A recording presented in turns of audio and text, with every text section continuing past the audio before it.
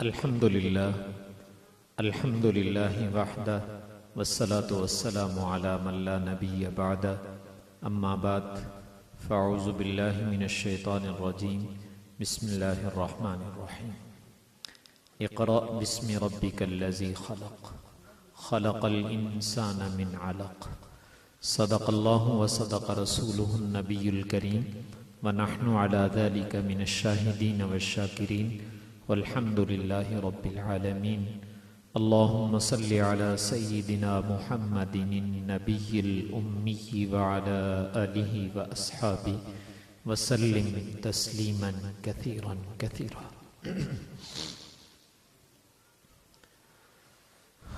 آج یہ جامعہ کی سالانہ تقریب ہے اور یہ جتنے بھی مدارس اسلامیہ ہیں ان میں سال کے آخر میں کوئی نہ کوئی تقریب منعقد کی جاتی ہے، ختم بخاری، ختم قرآن، ختم مشکات کے حوالے سے۔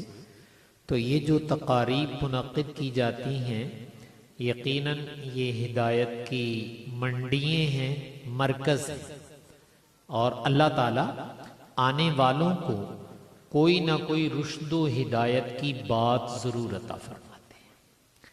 قبل اس کے کہ ہم آیت کے متعلق کچھ عرض کریں، ایک بات پہلے فائدے کی بتا دیتا ہوں، وہ یہ کہ یہ جو سالانہ تقریب ہوتی ہے جس کو ہمارے ہاں اختتامی تقاریب بھی کہہ دیا جاتا ہے، تو بھائی اس میں شرکت ضرور کیا کرو۔ اور اس میں شرکت کرنے کا فائدہ کیا ہے تو ایک مسئلے کے حوالے سے عرض کر دیتا ہوں، اس سے اندازہ ہو جائے گا کہ یہ جو ہم آخری تقریب میں، آخری سبق میں شریک ہوتے ہیں تو ہم آنے والوں کو اس سے کیا ملتا ہے۔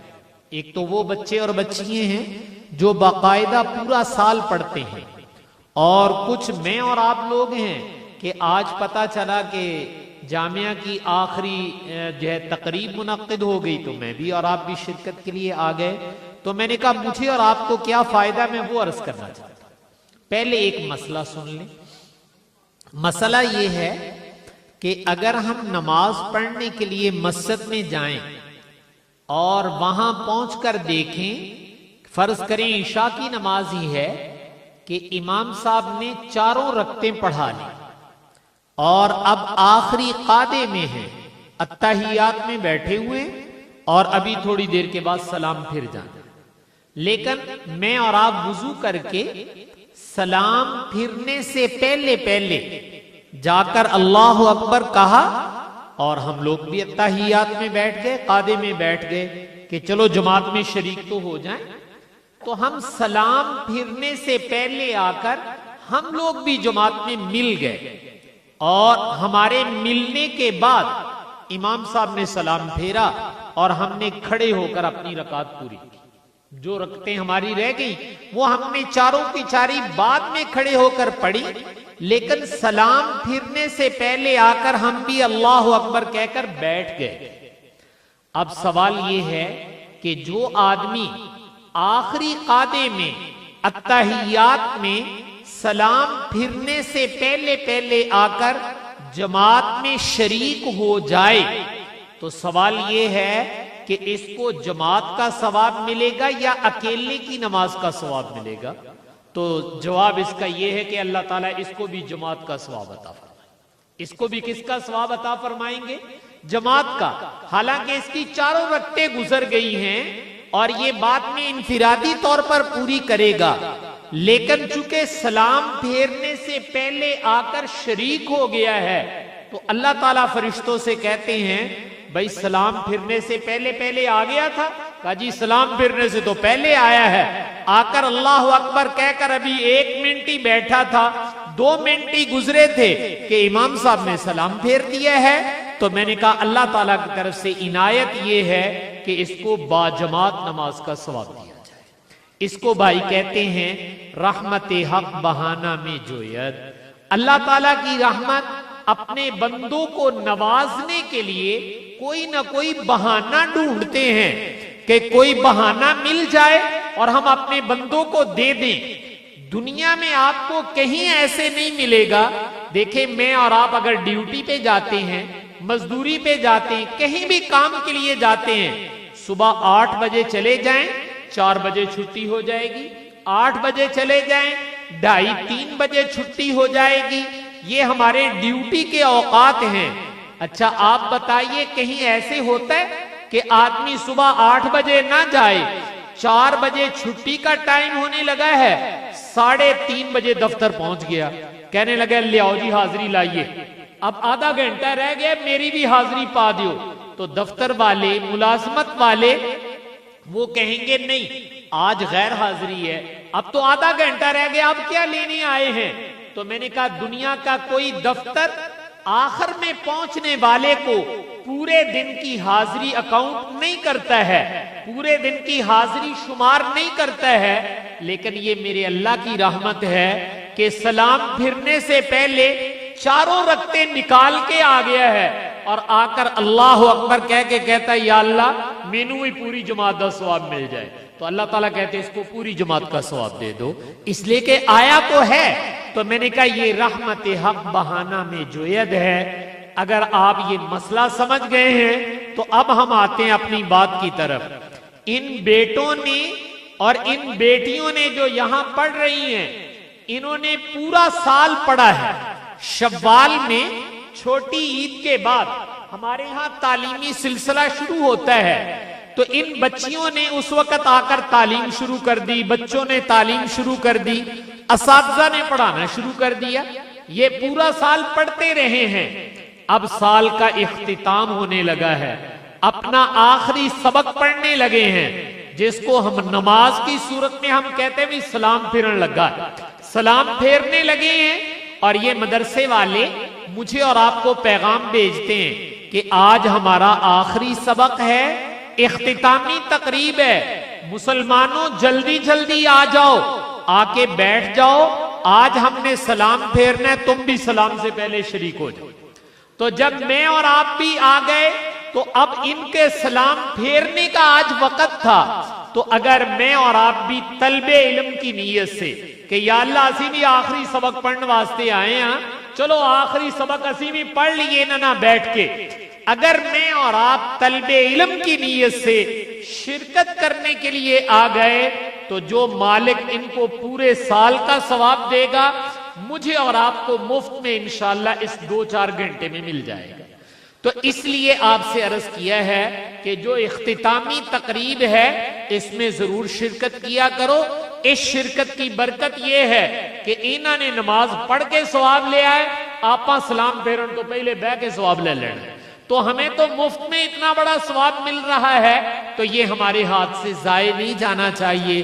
تو جب بھی آپ کے قریب کسی بھی ادارے کی کوئی سالانہ تقریب ہو، کوئی آخری مجلس ہو، تو بھائی اس میں شرکت ضرور کرو، اور اس نیت سے کر لیا کرو کہ باری تعالیٰ انہوں نے تو پورا سال حدیث پڑھی، قرآن پڑھا، دین کے علوم پڑھے، آج چونکہ ان کا اختتام یعنی سلام پھرنے لگا ہے، ہم بھی آ کر وضو کر کے بیٹھ گئے ہیں تاکہ اللہ تعالیٰ میرا اور آپ کا شمار بھی ان کے ساتھ فرما دے۔ تو یہ پہلی بات آپ لوگوں سے عرض کی ہے کہ اختتامی تقریب میں آپ لوگ ضرور آیا کریں، تھوڑا وقت لگا کر زیادہ نفع ملتا ہے، جہاں تھوڑے وقت سے زیادہ نفع ملتا ہو وہ کام مجھے اور آپ کو ضرور کر لینا چاہیے۔ یہ پہلی بات آپ سے عرض کی ہے۔ اب اس کے ساتھ ایک بات اور عرض کر دیتا ہوں بطور تمہید، وہ یہ کہ یہ جو سالانہ تقریبات ان بچوں کے اعزاز میں ہوتی ہیں، وہ شعبہ حفظ سے فارغ ہوں یا شعبہ کتب سے فارغ ہوں، تو میں اور آپ اس میں شرکت کے لیے آتے ہیں۔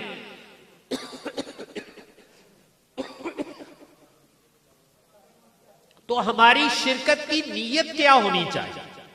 تو ایک نیت آپ سے عرض کرنے لگا، وہ نیت یہ ہے کہ جب میں اور آپ ان تقریبات میں آئیں تو ایک نیت کر کے آیا کرو۔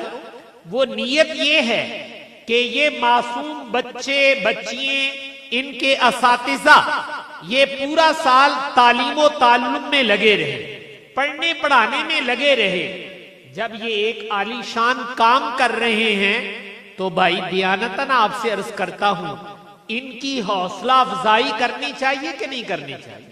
بھئی ان کی حوصلہ افزائی کرنی چاہیے. تو میں اور آپ جو آج آئے ہیں اس نیت سے آئے ہیں کہ ان بچوں نے بچیوں نے اور اساتذہ نے جو محنت کی ہے جب ہم بھی ان کی خوشی میں شریک ہوں گے تو یہ ان بچوں اور اساتذہ کی حوصلہ افزائی ہو جائے. اور جس کام پر حوصلہ افزائی ہو اس کام کو 4 چاند لگ جاتے ہیں, اس سے کام میں ترقی پیدا ہوتا ہے.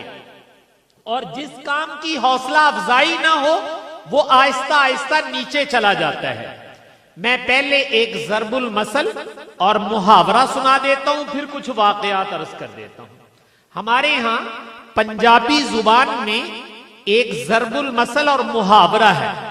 پنجابی میں کہتے ہیں کوڑا تے پھوڑا تھاپی دیاں ود دینے. اتنی پنجابی تو آپ لوگ بھی سمجھتے ہوں گے کہ کوڑا تے پھوڑا تھاپی دیاں ود دینے. میں اس کا ترجمہ کر دیتا ہوں. گھوڑا ہمارے ہاں پایا جاتا تھا, اب اگرچہ کم ہے, لیکن آپ سارا دن گھوڑے سے کام لیں اور کبھی شام کو اس کے مالک کو دیکھا ہے جب وہ تانگے سے اس کو نکالتا ہے یا کام کاج سے نکالتا ہے تو اب اس کو کھڑا کرتا ہے. کھڑا کرنے کے بعد گھوڑے کی کمر پر ہاتھ پھیرتا ہے. یہ جو گھوڑے کی کمر پر ہاتھ پھیرا جا رہا ہے انہوں پنجابی کہتے ہیں تھاپی دینا, اور اردو میں کہتے ہیں حوصلہ افزائی کرنا. گھوڑے نے اگر سارا دن کام کیا ہے اور تم انسان ہو, مالک ہو, اندر پتھر کا دل نہیں رکھتے ہو, تو تمہارے اندر یہ احساس ہونا چاہیے کہ جب جانور نے اتنا کام کیا ہے تو تم اس کی کمر پہ ہاتھ پھیرو, شاباش دو, تھپکی دو. تو اس ضرب المثل کا نتیجہ کیا نکلے گا؟ تو کہا یہ جا رہا ہے کہ گھوڑے کی بھی اگر حوصلہ افزائی کی جائے, اس کی کمر پہ ہاتھ پھیرا جائے, تھپکی دی جائے, تو گھوڑا خوش ہو کے اس کا قد اونچا ہو جاتا ہے. جتنا پہلے اس کا قد ہے ذرا قد اس کا اور بڑھ جاتا ہے. ایک گھوڑے میں بھی اللہ نے بھائیوں یہ احساس رکھا ہے کہ میرا مالک مجھے شاباش دیتا ہے, میری حوصلہ افزائی کرتا ہے. اگر مالک شاباش دے اور حوصلہ افزائی کرے تو گھوڑے میں شعور ہے, اتنی سمجھ ہے کہ مالک کے شاباش دینے کے بعد اس کا قد اونچا ہونے لگتا ہے. اگر گھوڑے میں یہ احساس ہے تو کیا انسانوں میں یہ احساس نہیں ہے کہ ایک آدمی سارا سال محنت کرتا ہے, ایک بچہ محنت کرتا ہے, قرآن پاک یاد کرتا ہے, قرآن پاک کا ترجمہ پڑھتا ہے, اگر اس کے اعزاء, اقربا, دوست, احباب اس موقع پر حاضر ہوتے ہیں, اس کے سر پہ پیار دیتے ہیں, اس کی کمر پہ شاباش دیتے ہیں, زبان سے کوئی اچھا جملہ کہہ دیتے ہیں, اگر گھوڑے کا قد اونچا ہوتا ہے تو بھائی انسان کا قد اس سے زیادہ اونچا ہوتا ہے. اس کی دماغی صلاحیت آگے سے بڑھ جاتی ہے. جتنا کام یہ پہلے آپ کی مساجد اور مدارس کے علماء کر رہے ہیں, میں دیانتاً آپ سے کہتا ہوں جب آپ ان کے کام کو دیکھا کریں تو کم از کم اپنی زبان سے اتنا ضرور کہہ دیں کہ مولانا آپ کا کام دیکھ کر دل بڑا خوش ہوتا ہے, اللہ آپ کے کام کو ترقی دے. آپ یہ جملہ کہہ کے دیکھیں, جو لوگ آپ کے ہاں کام کر رہے ہوں گے اللہ ان کے کام کو 4 چاند لگائے گا, کام اور بڑھ جائے گا. تو میں نے آپ سے عرض کیا ہے کہ دوسری بات آپ سے یہ کہی ہے کہ آج حاضر ہونے میں نیت کیا کر لی ہے, ان کی حوصلہ افزائی کرنے کی. اور جو حوصلہ افزائی کی نیت کرے گا, جتنا کام یہ لوگ کریں گے انشاءاللہ میرا اور آپ کا اجر و ثواب بھی اس کے اندر برابر کا ہوگا. ہمیں بھی اللہ تعالیٰ اجر و ثواب عطا فرمائیں گے, ہماری شرکت ہو جائے گی. تو اس لیے حوصلہ افزائی کرنا یہ بھی میرے اور آپ کے آج کی حاضری کا ایک بنیادی مقصد ہے. اور یہ میں اس لیے بھی کہہ رہا ہوں کہ اس میں ہم تھوڑے سے کنجوس ہیں. چندہ ویسے مسیطے دے لئی دا ہے, مدرسے چندہ چندہ تے دے لئی دا ہے, لیکن جے اے کہیے نا بھئی مولوی صاحب دی کوئی تعریف بھی کر دیو, تواڈے مولوی صاحب بڑے چنگے نے, 5 نمازاں پڑھاوندے نے تانوں, تواڈے نیانے پڑھاوندے نے, تو تعریف نہیں ہم زبان سے کرتے. نہ کرنے کی وجہ آپ کو بتا دیتا ہوں. کہتے تعریف کیوں نہیں کرتے اپنے مولوی صاحب دی, تے کہندے کہتے مولوی صاحب ساڈے سر تے نہ چڑھ جاوے. تو میاں مولوی تواڈے سر تے نہیں چڑھدا، گھبراؤ نہیں، لیکن آپ کو یہ بتا رہا ہوں کہ اگر اچھا کام دیکھو تو انسانیت کا تقاضا ہے کہ اچھے کام کو کم از کم اچھا تو کہو، اتنے گنگے مت بن جاؤ۔ زبان نہیں گھس جاتی میری اور آپ کی کہ ایک اچھا کام کرتے ہوئے کسی کو دیکھیں اور گم سم ہو جائیں اور آدھی زبان سے نہ کہیں کہ مولانا آپ کا کام دیکھ کر دل خوش ہوتا ہے۔ آپ اس پرفتن دور کے اندر ہمارے بچوں کو قرآن و حدیث کی تعلیم دے رہے ہیں، تو میں نے کہا حوصلہ افزائی کے جملے اپنی اپنی مسجد میں، اپنے اپنے ادارے میں، جہاں بھی کوئی دین کا کام کر رہا ہے، بھائی اللہ کے لیے زبان سے یہ ضرور کہا۔ اور میں نے عرض کیا تھا، ایک تو میں نے آپ کو محاورہ سنایا، اب میں آپ کو ایک واقعہ سنا دیتا ہوں۔ آپ لوگوں نے حضرت عمر فاروق رضی اللہ تعالی عنہ ان کا نام سن رکھا ہے۔ اللہ تعالیٰ نے کتنا اونچا مقام عطا فرمایا۔ مورخین نے یہ لکھا ہے کہ اگر ایک عمر اور دنیا میں پیدا ہوتا تو پوری روئے زمین پر اسلام ہوتا، اسلام کے علاوہ اور کچھ نہ ہوتا۔ اللہ تعالیٰ نے اتنا اونچا مقام عطا فرمایا۔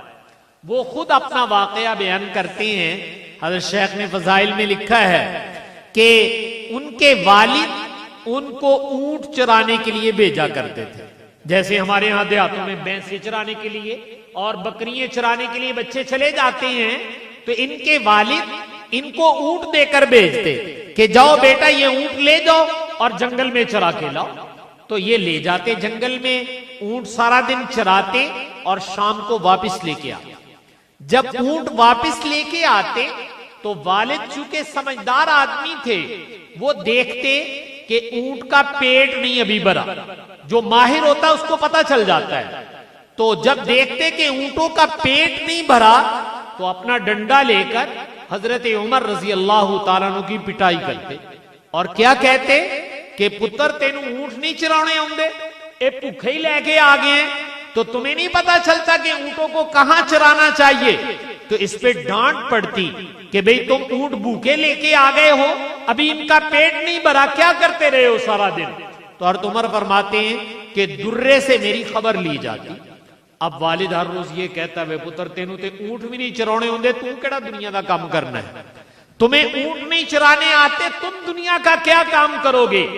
ایک طرف یہ عالم ہے، اور یہی عمر جب میرے نبی کی خدمت میں پہنچے، سرور کونین صلی اللہ علیہ وسلم کے قدموں میں پہنچے، اسلام کی دولت سے سرفراز کیے گئے اور آپ کے پاس رہے، تو آپ نے بھی تربیت دی، آپ نے بھی تعلیم دی، اور اس کے بعد آپ نے بھی ایک جملہ ارشاد فرمایا حضرت عمر کے بارے میں، اور وہ جو جملہ تھا اس کے مختلف پہلو ہیں، لیکن ایک پہلو اس کے اندر یہ ہے کہ رسول پاک صلی اللہ علیہ وسلم نے حضرت عمر رضی اللہ تعالیٰ عنہ کی حوصلہ افزائی فرمائی، جس کو ہم شاباش دینا کہتے ہیں، حوصلہ افزائی کرنا کہتے ہیں، تو رسول پاک صلی اللہ علیہ وسلم نے اپنے عمل سے سکھائی ہے۔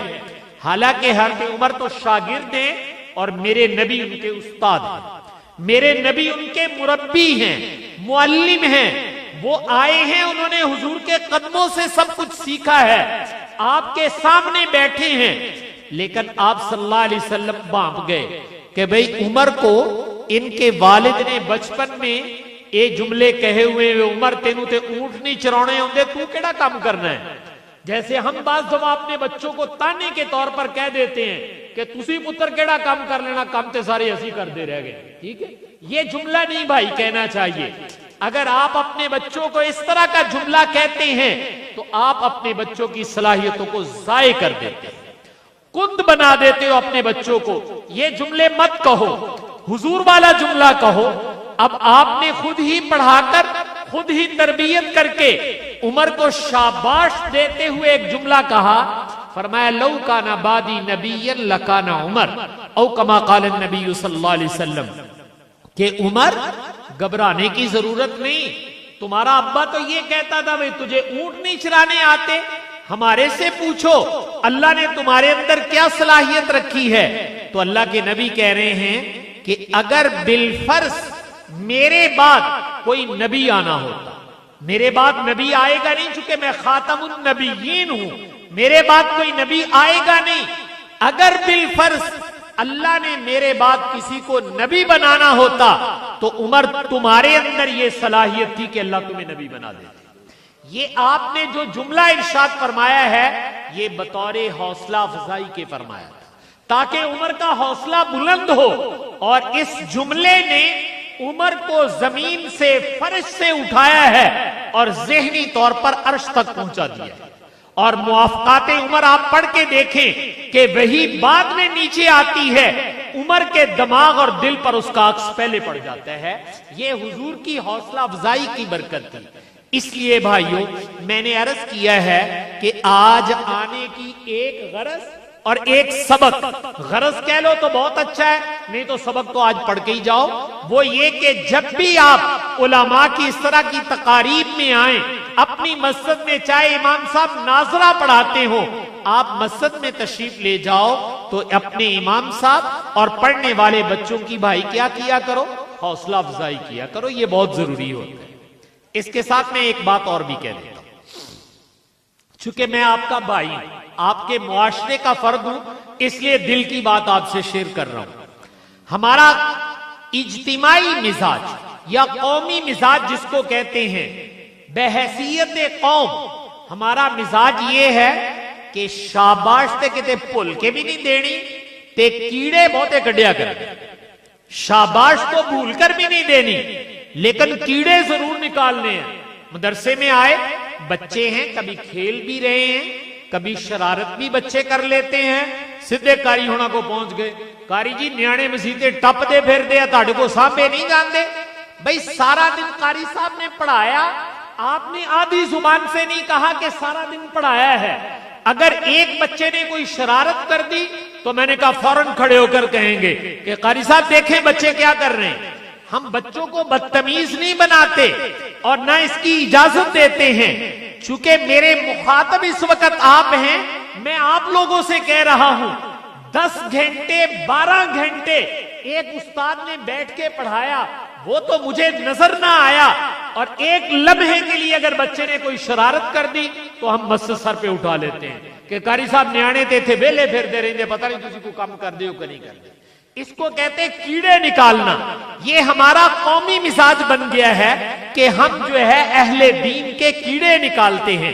تو بھائی اس سے خدا کے لیے اپنے دامن کو بچاؤ, کیڑے نہیں نکالنے چاہیے, حوصلہ افزائی سیکھو, اور جب تم حوصلہ افزائی کرو گے تو اس سے کام اور بڑھ جائے گا.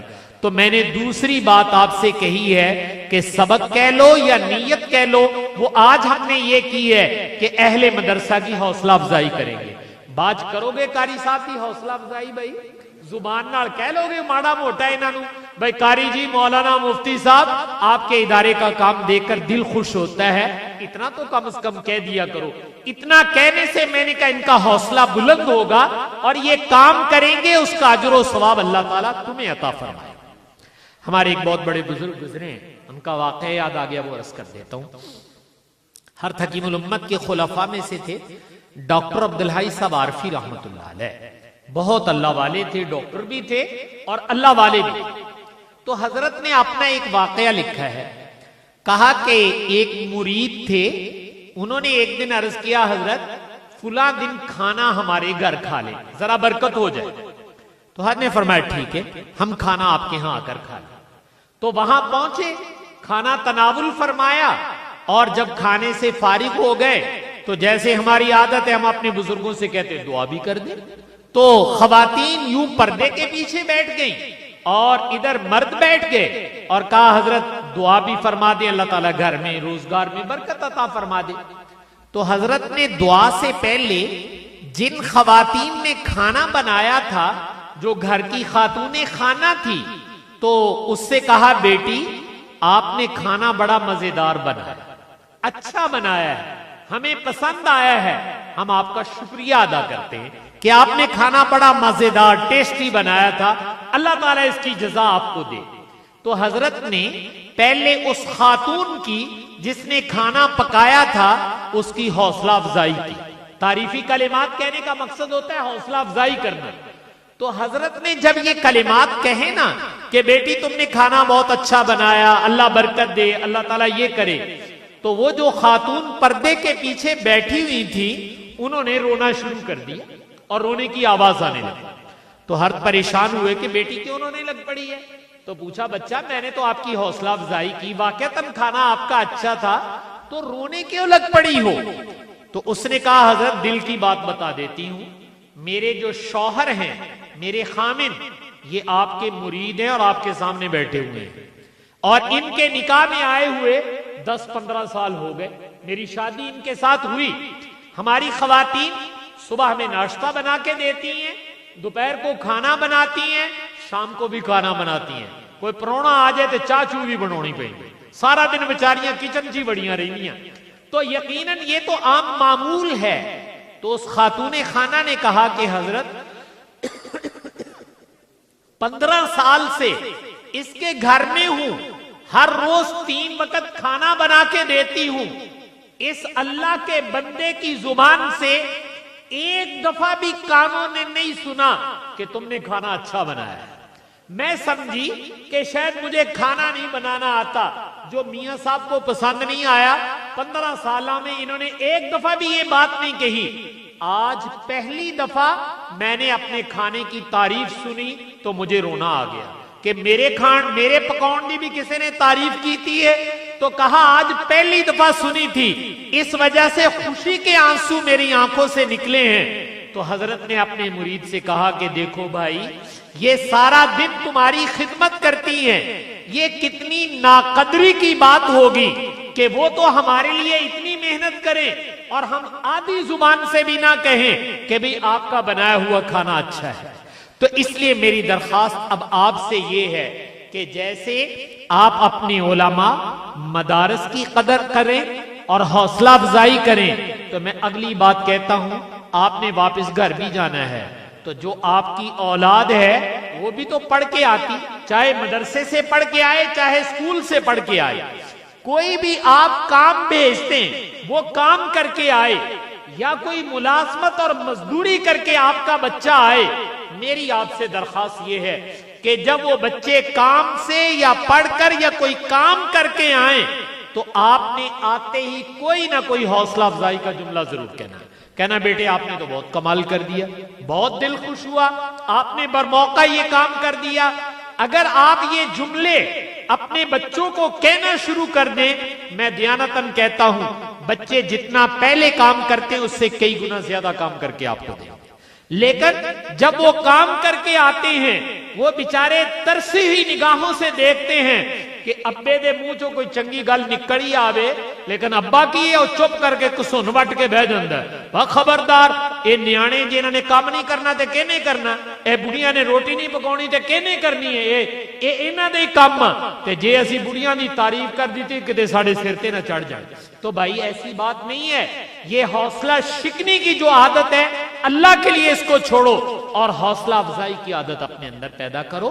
تو میں نے کہا آج کا دوسرا سبق میں نے آپ سے یہ دیا ہے. یہ میں اس لیے بتا رہا ہوں کہ بعد میں مولانا نے کہا نا کہ آپ سے سبق سننا ہے تو آپ کو سنانا بھی پڑے گا. ہمارے ہاں بھی یہ ہوتا ہے کہ ایسی جلسہ سن جائی جائے تو طفیلی بن کے بہ جائے, پھر بعد روٹی کھا کے ہاتھ چاڑ کے گھر میں چلے جانا ہے. یہ طریقہ نہیں ہونا چاہیے. آپ آئے ہیں ایک دارالعلوم میں, ایک ایسی جگہ میں جہاں علم سکھایا جاتا ہے, تحت دستے نگروں کے کام میں ترقی عطا فرما دیں گے. آپ کے مدارس اور مکاتب میں بھی ترقی ہوگی. لیکن یہ جو کیڑے نکالنے والی عادت ہے اس سے خدارا کم از کم مساجد کو محفوظ رکھو, اپنے علماء کو محفوظ رکھو. ان کے بارے میں لب کشائی نہ کیا کرو. لب کشائی سے خود بھی محروم ہوتے ہو, اپنی نسل کو بھی دین سے بھائی محروم کرتے ہو. آپ لوگ چونکہ ایک مدرسے کے اندر آئے ہوئے ہیں تو میں مدارس کے متعلق کچھ بات انشاءاللہ عرض کرنا چاہوں گا کہ یہ مدارس کیا کر رہے ہیں, یہ مدارس کیا کام کر رہے ہیں. ہمیں مدارس کا تعارف تو کرانا چاہیے. میں آپ سے دیانتاً عرض کر دیتا ہوں, آپ لوگوں سے کوئی کہے نا بھی ساڑھے محلے چ ایک مدرسہ بن گیا ہے تو ہم سارے سمجھے اچھا اوتے صدقے دے پیسے جا کے جمع کرائی دے. مدرسہ اس واسطے بڑھیا ماں بھائی اوتے صدقے دے پیسے جمع کرائی دے جا کے. بھائی بہت معذرت, یہ بڑی نیچے درجے کی سوچ ہے. اس کا مطلب یہ کہ مجھے پتہ ہی نہیں کہ یہاں کیا ہو رہا ہے. جو کچھ یہاں ہو رہا ہے جس کام کے لیے یہ ادارہ بنایا گیا ہے اگر مجھے اور اس کام کا پتہ نہیں ہے تو اللہ کے لیے 1-2 دن آ کر یہاں گزارو، دیکھو یہ علماء کیا کام کرتے ہیں، ان سے پوچھو کہ بھائی یہ ادارے کس لیے بنائے گئے ہیں۔ میں کہوں تو بے جا نہیں، یہ انسانیت ساز ادارے ہیں، یہاں انسان تیار کیے جاتے ہیں۔ کیا تیار کیے جاتے ہیں؟ آپ کے گجرانوالے میں مصنوعات بہت ہیں، کوئی پکھے تیار کردہ، کوئی بلب تیار کردہ، کوئی اور چیزیں تیار کرتا ہے، یہ ان کی مصنوعات ہیں۔ اگر آپ ان اداروں سے پوچھیں آپ کی پروڈکٹ کیا ہے، آپ کیا تیار کرتے ہیں، تو بھائی ادارے جو ہیں وہ بہترین انسان تیار کر کے دیتے ہیں۔ یہ انسانیت ساز ادارے ہیں، یہاں انسان تیار کیے جاتے ہیں، یہ کام یہاں انسانیت سازی کا ہو ہے۔ تو میں نے عرض کیا تھا کہ مدارس کا تھوڑا سا تعارف آپ حضرات کے سامنے عرض کرنا چاہتا ہوں۔ آپ لوگ جانتے ہیں، مسلمان ہیں، رسول پاک صلی اللہ علیہ وسلم پر آسمان سے سب سے پہلی وحی جبریل علیہ السلام کیا لے کر آئے؟ اللہ کا سب سے پہلا پیغام جو آسمان سے زمین پر آیا وہ کیا پیغام تھا؟ اللہ نے پہلا پیغام میرے اور آپ کے نام کیا بھیجا؟ جبریل پہلی وحی لے کر کون سی آئے؟ تو آپ لوگ جانتے سورہ علق کی جو ابتدائی آیات ہیں، اقرا بسم ربک الذی خلق، یہ وہ آیت ہے جو آسمان سے سب سے پہلے آئی اور جبریل لے کر آپ کی خدمت میں آئے۔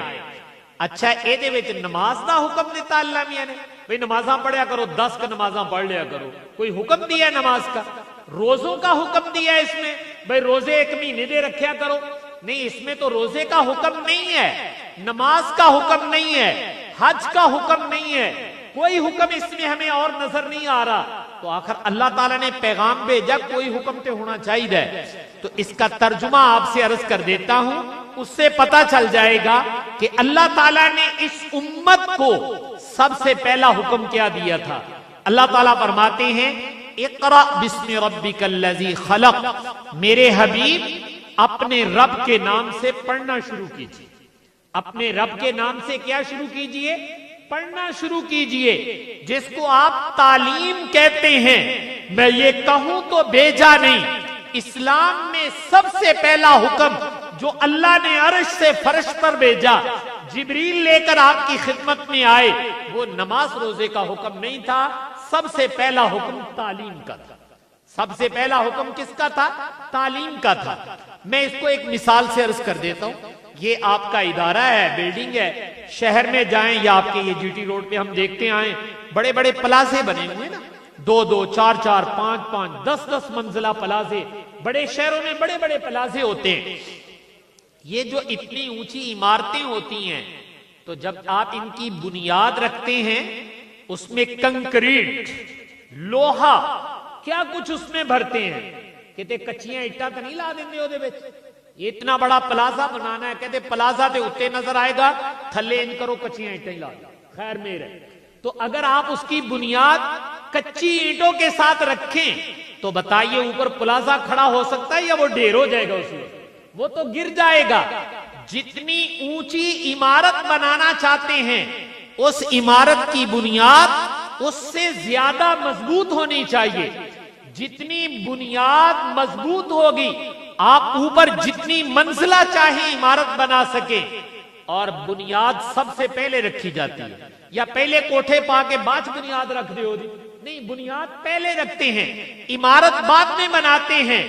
آج اسلام کی بنیاد رکھی جانے لگی، اسلام کا سنگ بنیاد ہے، اسلام کی پہلی اینٹ رکھی جانے لگی ہے۔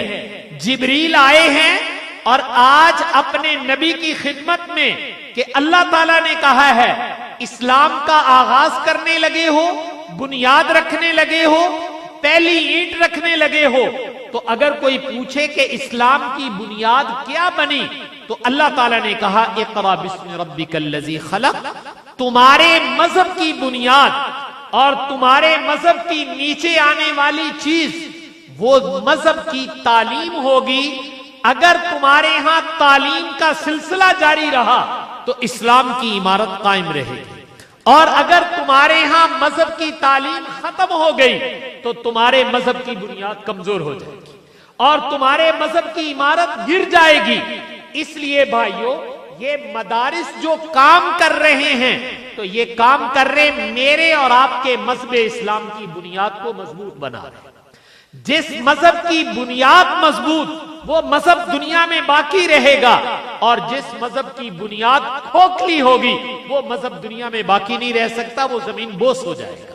تو الحمدللہ جو پہلا حکم قرآن نے دیا تھا اقرا بسم ربک الذی خلق، اپنے رب کے نام سے پڑھنا شروع کیجئے. جس میں رب کا نام سکھایا جاتا ہو وہ تعلیم دیجئے. تو میں نے کہا یہ مدارس قرآن پاک کی اس آیت پر عمل پیرا ہیں اور میری اور آپ کی نسل کو سب سے پہلے اللہ کے نام کی تعلیم دیتے ہیں. اس لیے کہ جب تعلیم کا لفظ بولا جاتا ہے تو پوری دنیا ہی شور ڈال رہی ہے کہ تعلیم کو عام کرو، تعلیم کو عام کرو. اب سوال یہ ہے کہ تعلیم کا نقطۂ آغاز کیا ہوگا، تعلیم شروع کہاں سے کرنی ہے؟ تو اللہ تعالیٰ نے اس کا بھی جواب دیا ہے.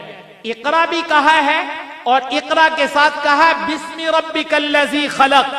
مسلمانوں کی تعلیم کا نقطۂ آغاز وہ بسم اللہ یعنی اللہ کے نام سے ہوتا ہے. جس تعلیم میں اللہ کا نام سکھایا جائے بھائیو وہ ہماری تعلیم کا نقطۂ آغاز ہے. جس میں کچھ اور چیزیں سکھائی جائیں وہ مسلمانوں کی تعلیم کا نقطۂ آغاز نہیں ہے. الحمدللہ آپ اپنے بچے اور بچیوں کو یہاں پڑھنے کے لیے بھیجتے ہیں. قاری صاحب کے پاس چھوٹے چھوٹے بچے لے کے آ جاتے ہو، کہتے قاری جی انہوں پڑھاؤ.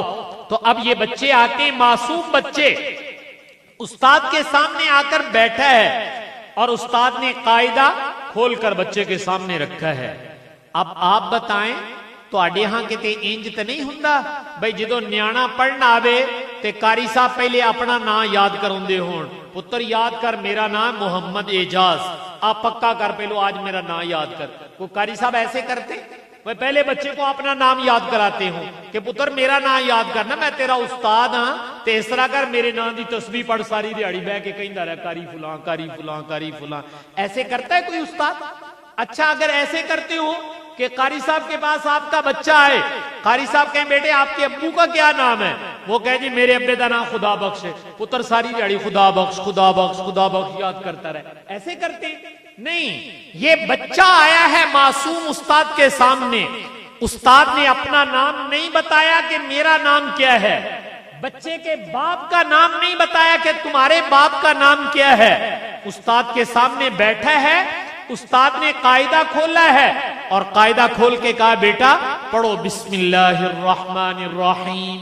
سب سے پہلے قاری صاحب کیا پڑھاتے ہیں؟ بسم اللہ الرحمن الرحیم.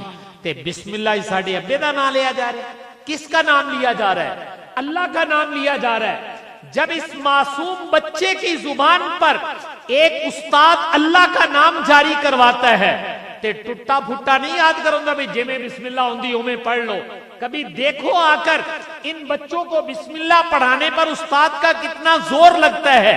لب و لہجہ، تلفظ، اس کی حسن صوت، اس کو اچھا کرنے کے لیے استاد کو پاپڑ بیلنے پڑتے ہیں. ہم لوگ تو یوں سمجھتے ہیں کہ مدرسے کوئی مشین لگی ہوئی ہے اور نیانے نو مشین دے وچ پاؤندے تے اگلے پاسوں کڈ دے حافظ ہو جاندے. ایسا تو نہیں بھائی. کبھی آ کے دیکھو ایک بچے کو صحیح لب و لہجے سے پڑھانے کے لیے استاد کتنی دفعہ بسم اللہ کہتا ہے. شاید مجھے اور آپ کو اندازہ نہیں ہے کہ استاد 20 دفعہ اس کے سامنے لہجہ بنا کر اپنے ہونٹ زبان ایک ایک چیز کر کے بتاتا ہے بیٹا یوں پڑھو بسم اللہ الرحمن الرحیم بسم اللہ الرحمن الرحیم. یہ کس کا نام سکھایا جا رہا ہے؟ اللہ کا نام سکھایا جا رہا ہے. ارے نہ باپ کا نام نہ استاد کا نام ہے، کیدا نام لئی جانا ہے. تو جس ذات کا نام لیا جا رہا ہے وہ خوش ہو رہی ہے، وہ خوش ہوتی ہے اور وہ اپنے نام کی لاج نبھانا جانتی ہے. جس کا نام تم اپنی نسل کو سکھاتے ہو، جب بچے ہمارے معصوم وہ میں نے کہا سینکڑوں دفعہ بسم اللہ پڑھتے ہیں، توتلی زبان سے پڑھ رہے ہوتے ہیں اور استاد کہتا ہے نہیں بیٹے بسم اللہ یوں کرو، الرحمن یوں کرو، الرحیم یوں کرو. جب بار بار اس کو بسم اللہ پڑھائی جاتی ہے تے جیدہ نا یاد کرن دے یا وہ سونا سنن دیا تے دیکھن دیا ہے. اور میں نے کہا وہ اپنے نام کی لاج نبھانا جانتے. پتہ نہیں لاج تسی جان دے ہو کہ نہیں جان دے, اینی پنجابی تے جانو تو ان کو پتہ لگے لاج کہندے کینوں ہے. تو میں نے کہا وہ اپنے نام کی لاج نبھانا جانتے ہیں کہ تم اپنی نسل کو میرا نام سکھاتے ہو. تو اللہ نے لاج نبھانے پر حدیث میں 2 وعدے آپ کو سنا دیتا ہوں. ایک وعدہ تو یہ کہ رسول پاک صلی اللہ علیہ وسلم نے فرمایا کہ جب مسلمان اپنے بچوں کو بھیجتا ہے اور استاد اس کو پہلے کس کا نام سکھاتا ہے؟ اللہ تعالیٰ. ابھی اس نے بسم اللہ پڑھی ہے تو اللہ کتنے خوش ہوتے ہیں. فرمایا حق تعالیٰ کی طرف سے 3 اعلان کیے جاتے ہیں. ایک اعلان یہ کیا جاتا ہے کہ اس کے والدین, بچے کے والد اور والدہ جنہوں نے بچے کو جنم دیا اور پرورش کر کے آج میرا نام سیکھنے کے لیے بھیجا ہے کہ جاؤ بیٹا اپنے اللہ کا نام سیکھ کے آؤ, اچھے طریقے سے سیکھ کے آؤ. لوگ پتہ نہیں کچھ اور سکھا رہے ہیں لیکن ہم نے تمہیں بھیجا کہ اپنے اللہ کا نام معیاری لینا آنا چاہیے. بسم اللہ ٹوٹی پھوٹی نہ پڑھیا کرو, اللہ کا نام کمال درجے کا لو, پتہ لگے کہ یہ اللہ کو ماننے والے ہیں. اس محبت اور ذوق سے بسم اللہ پڑھو کہ سننے والے کو بھی یہ احساس ہو کہ واقعی یہ اللہ کا نام لیا جا رہا ہے. تو بیٹے نے آج اللہ کا نام لیا ہے استاد کے سامنے, تو میں نے کہا اعلان یہ کیا جاتا ہے کہ اس کے والدین کی بخشش کا پروانہ جاری کر دیا جائے, اس کے ماں باپ کی بخشش کا پروانہ جاری کر دیا جائے, چونکہ انہوں نے اپنے بچے کو کس کا نام سکھایا ہے؟ اللہ کا. اس کو میں نے کہا تھا کہ جیدہ نا لینڈ ہے وہ لاج نبھانا جاندا ہے کہ ساڈا نا ایک کری اپنے نیانے نو یاد کراؤ پھر دسو اسی تہاڈے نال کی کردے ہیں. تو پہلا کام یہ کہ والدین کی بخشش کا اعلان ہے. اور دوسرا کام کیا ہے؟ فرمایا جس استاد نے بچے کو اللہ کا نام سکھایا اور بچے نے استاد کے کہنے سے پڑھا تو اللہ تعالیٰ کی طرف سے یہ پروانہ بھی جاری کیا جا رہا ہے کہ استاد کی مغفرت اور بخشش کا بھی اعلان کر دیا جائے کہ اس نے ہمارا نام سکھایا ہے. اور تیسرا فرمایا جس بچے نے ہمارا نام سیکھا ہے آ کر, اگرچہ یہ معصوم ہے لیکن اس کی تعلیم کا آغاز ہوا ہے اور آغاز رب تعالیٰ کے نام سے ہوا ہے, لہٰذا اس کی مغفرت کا پروانہ بھی جاری کر دیا جائے. تو بھائیو اگر میں اور آپ اپنی نسل کو اللہ کا نام سکھائیں گے تو میں نے کہا تھا جس کا نام سکھاؤ گے وہ لاج نبھا کے دکھائے. ایک اور روایت عرض کرتے ہیں. ایک روایت میں رسول پاک صلی اللہ علیہ وسلم نے ارشاد فرمایا من ربا صغیرا حتی یقول لا الہ الا اللہ لم یحاسبہ اللہ او کما قال النبی صلی اللہ علیہ وسلم. اللہ تعالیٰ اولاد دے تو اولاد کی پرورش کرو, پالو اس کو اور تربیت بھی کرو. پھر چونکہ مسلمان ہو تو میں نے آیت پڑھ کے عرض کیا تھا کہ مسلمانوں کی تعلیم کہاں سے شروع ہوتی ہے؟ اللہ تعالیٰ کے نام سے. مسلمانوں کی تعلیم بھائیو کہاں سے شروع ہوتی ہے؟ اقرا بسم ربک الذی خلق, اپنے رب کے نام سے ہماری تعلیم کا آغاز ہوتا ہے. تو آپ نے فرمایا اللہ تعالیٰ بچہ دے, اس کی تربیت کرو. پھر چونکہ مسلمان ہو تو مسلمانوں کی بھائی اپنے طور طریقے ہیں, اقدار و روایات ہیں, ان کا اپنا کلچر ہے. وہ کیا طور طریقے نہ دے کی روایات نے کیا کلچر ہے ان کا, تو مسلمانوں کی روایات اور طور طریقے سن لو. مسلمان اپنے بچوں کو بچپن میں جب وہ ذرا بولنے کے لائق ہوتا ہے, جب اس کی زبان کچھ چلنے لگتی ہے تو مسلمان اس کو کیا سکھاتے ہیں؟ فرمایا وہ اس کو لا الہ الا اللہ سکھاتے ہیں. کیا سکھاتے ہیں بھائیو؟ لا الہ الا اللہ, جس کو آپ کلمہ توحید کہتے ہیں. میں پھر عرض کروں گا یہ اپنے باپ کا نام سکھایا جا رہا ہے, دادا کا نام سکھایا جا رہا ہے؟ نہیں, میرے اللہ کی توحید کا سبق سکھایا جا رہا ہے. تو فرمایا یہ اپنے بچے کو سب سے پہلے لا الہ الا اللہ سکھا رہے ہیں. آج میری مائیں بہنیں بھی اگر سن رہی ہیں بیٹیاں تو میں ان سے بھی عرض کروں گا ایران توران نہ سکھاؤ اپنے بچوں کو, اور جو ادھر ادھر کے جملے ہیں وہ مت سکھاؤ. اگر کوئی سکھانا ہے تو ان کو مسلمانوں والا جملہ سکھاؤ, ایمان کا کوئی بول سکھا دو تاکہ ان کا مستقبل روشن ہو جائے اور یہ اللہ اور اس کے رسول کو پسند آ جائیں. تو جب آپ اپنے بچے کو لا الہ الا اللہ سکھاتے ہیں اور باپ بار بار کہتا ہے ایک دن آتا ہے کہ بچہ اپنے باپ یا ماں کے کہنے سے توتلی سی زبان سے کہنے لگتا ہے لا الہ الا اللہ. جب بچے نے لا الہ الا اللہ کہا تو آج چونکہ تم نے کلمہ توحید اس کو سکھایا ہے، جس کا نام یاد کرایا وہ کتنا خوش ہوا ہے. تو اللہ کے نبی بتاتے ہمیں تو نہیں پتا چلتا، لیکن اللہ کے نبی کا رابطہ ہے ادھر اللہ کے ساتھ. تو وہ بتا رہے ہیں کہ اگر تم نے اپنے بچے کو لا الہ الا اللہ سکھایا تو اللہ اتنے خوش ہوں گے کہ تمہارے بارے میں اعلان کر دیا جائے گا کہ قیامت کے دن تمہارے سے حساب و کتاب نہیں لیا جائے گا. تم حساب و کتاب سے بری ہو. بھئی کیا نیکی کر لی؟ کہتے اس نے بچپن میں اپنے بچے کو کیا سکھا دیا تھا؟ لا الہ الا اللہ. تو بھائیو ایک لا الہ الا اللہ سکھانے پر اللہ اتنے خوش ہوتے ہیں. تو یہ آپ کے علماء قرہ یہ بچوں کو صرف لا الہ الا اللہ سکھاتے کہ پورا قرآن سکھا دیتے ہیں؟ یہ تو پورا قرآن سکھاتے ہیں. تو جو اللہ لا الہ الا اللہ کے سکھانے پر اتنا خوش ہو کہ لم یحاسبہ اللہ، یہ اعلان کر دیا جائے کہ ان کا حساب و کتاب نہیں ہوگا، تو جو اساتذہ بھائی قرآن پاک پورا سکھاتے ہیں ان کو اللہ تعالیٰ کتنا اونچا انعام عطا فرمائے گا. تو میں آپ لوگوں سے یہ عرض کر رہا تھا کہ آپ کے مدارس کیا کام کر رہے ہیں اس کا پتہ آپ کو ہونا چاہیے، تاکہ یہ اندازہ ہو کہ ہمارے مدارس کیا کام کر رہے ہیں اور اس سے ہمیں کیا ملے گا. یہ میں نے اس لیے کہا تھا کہ بڑی معذرت سے اور دکھ سے کہہ رہا ہوں کہ آج مسلمان جب مدرسے کا نام سنتا ہے کہتا اچھا اوتھے خراج دئی دی ہوندی ہے نا، اوتھے صدقہ جمع کرائی دا ہوندا، اونوں مدرسہ کہندے. بھائی یہ صدقے خیرات کے فنڈ نہیں ہے، وہ آپ نے دینا ہے تو اپنی آخرت کے لیے دینا ہے، اپنے اللہ کو راضی کرنے کے لیے دینا ہے. لیکن مدرسے کا اصل مقصد مجھے اور آپ کو صحیح انسان بنانا ہے. یہ انسانیت سازی کے مراکز ہیں، یہاں انسان تیار کیے جاتے ہیں اور جو کام یہ کرتے ہیں اس سے مالک الملک کتنا خوش ہوتے ہیں. میں نے اس پر آپ کے سامنے کچھ روایات عرض کی. چلیں ایک بات اور مثال سے عرض کر دیتا ہوں، شاید بات سمجھ میں آ جائے. یہ لوگ جو یہاں پڑھا رہے ہیں نا، یہ معصوم بچے ہمارے قرآن شریف پڑھتے ہیں، اللہ تعالیٰ ان میں برکتیں عطا فرمائے، ترقیات عطا فرمائے اور تا قیام قیامت یہ سلسلہ یوں ہی جاری رہے. یہ بچے یہاں پڑھتے ہیں اور ان بچوں کا اللہ اور اس کے رسول کی نظر میں کتنا اونچا مقام ہے وہ میں حدیث بعد میں نقل کروں. پہلے میں ایک سوال کرنے لگا ہوں آپ لوگوں سے، تو آپ لوگوں نے اس سوال کا جواب دینا، پھر اگلی بات آپ سے کریں.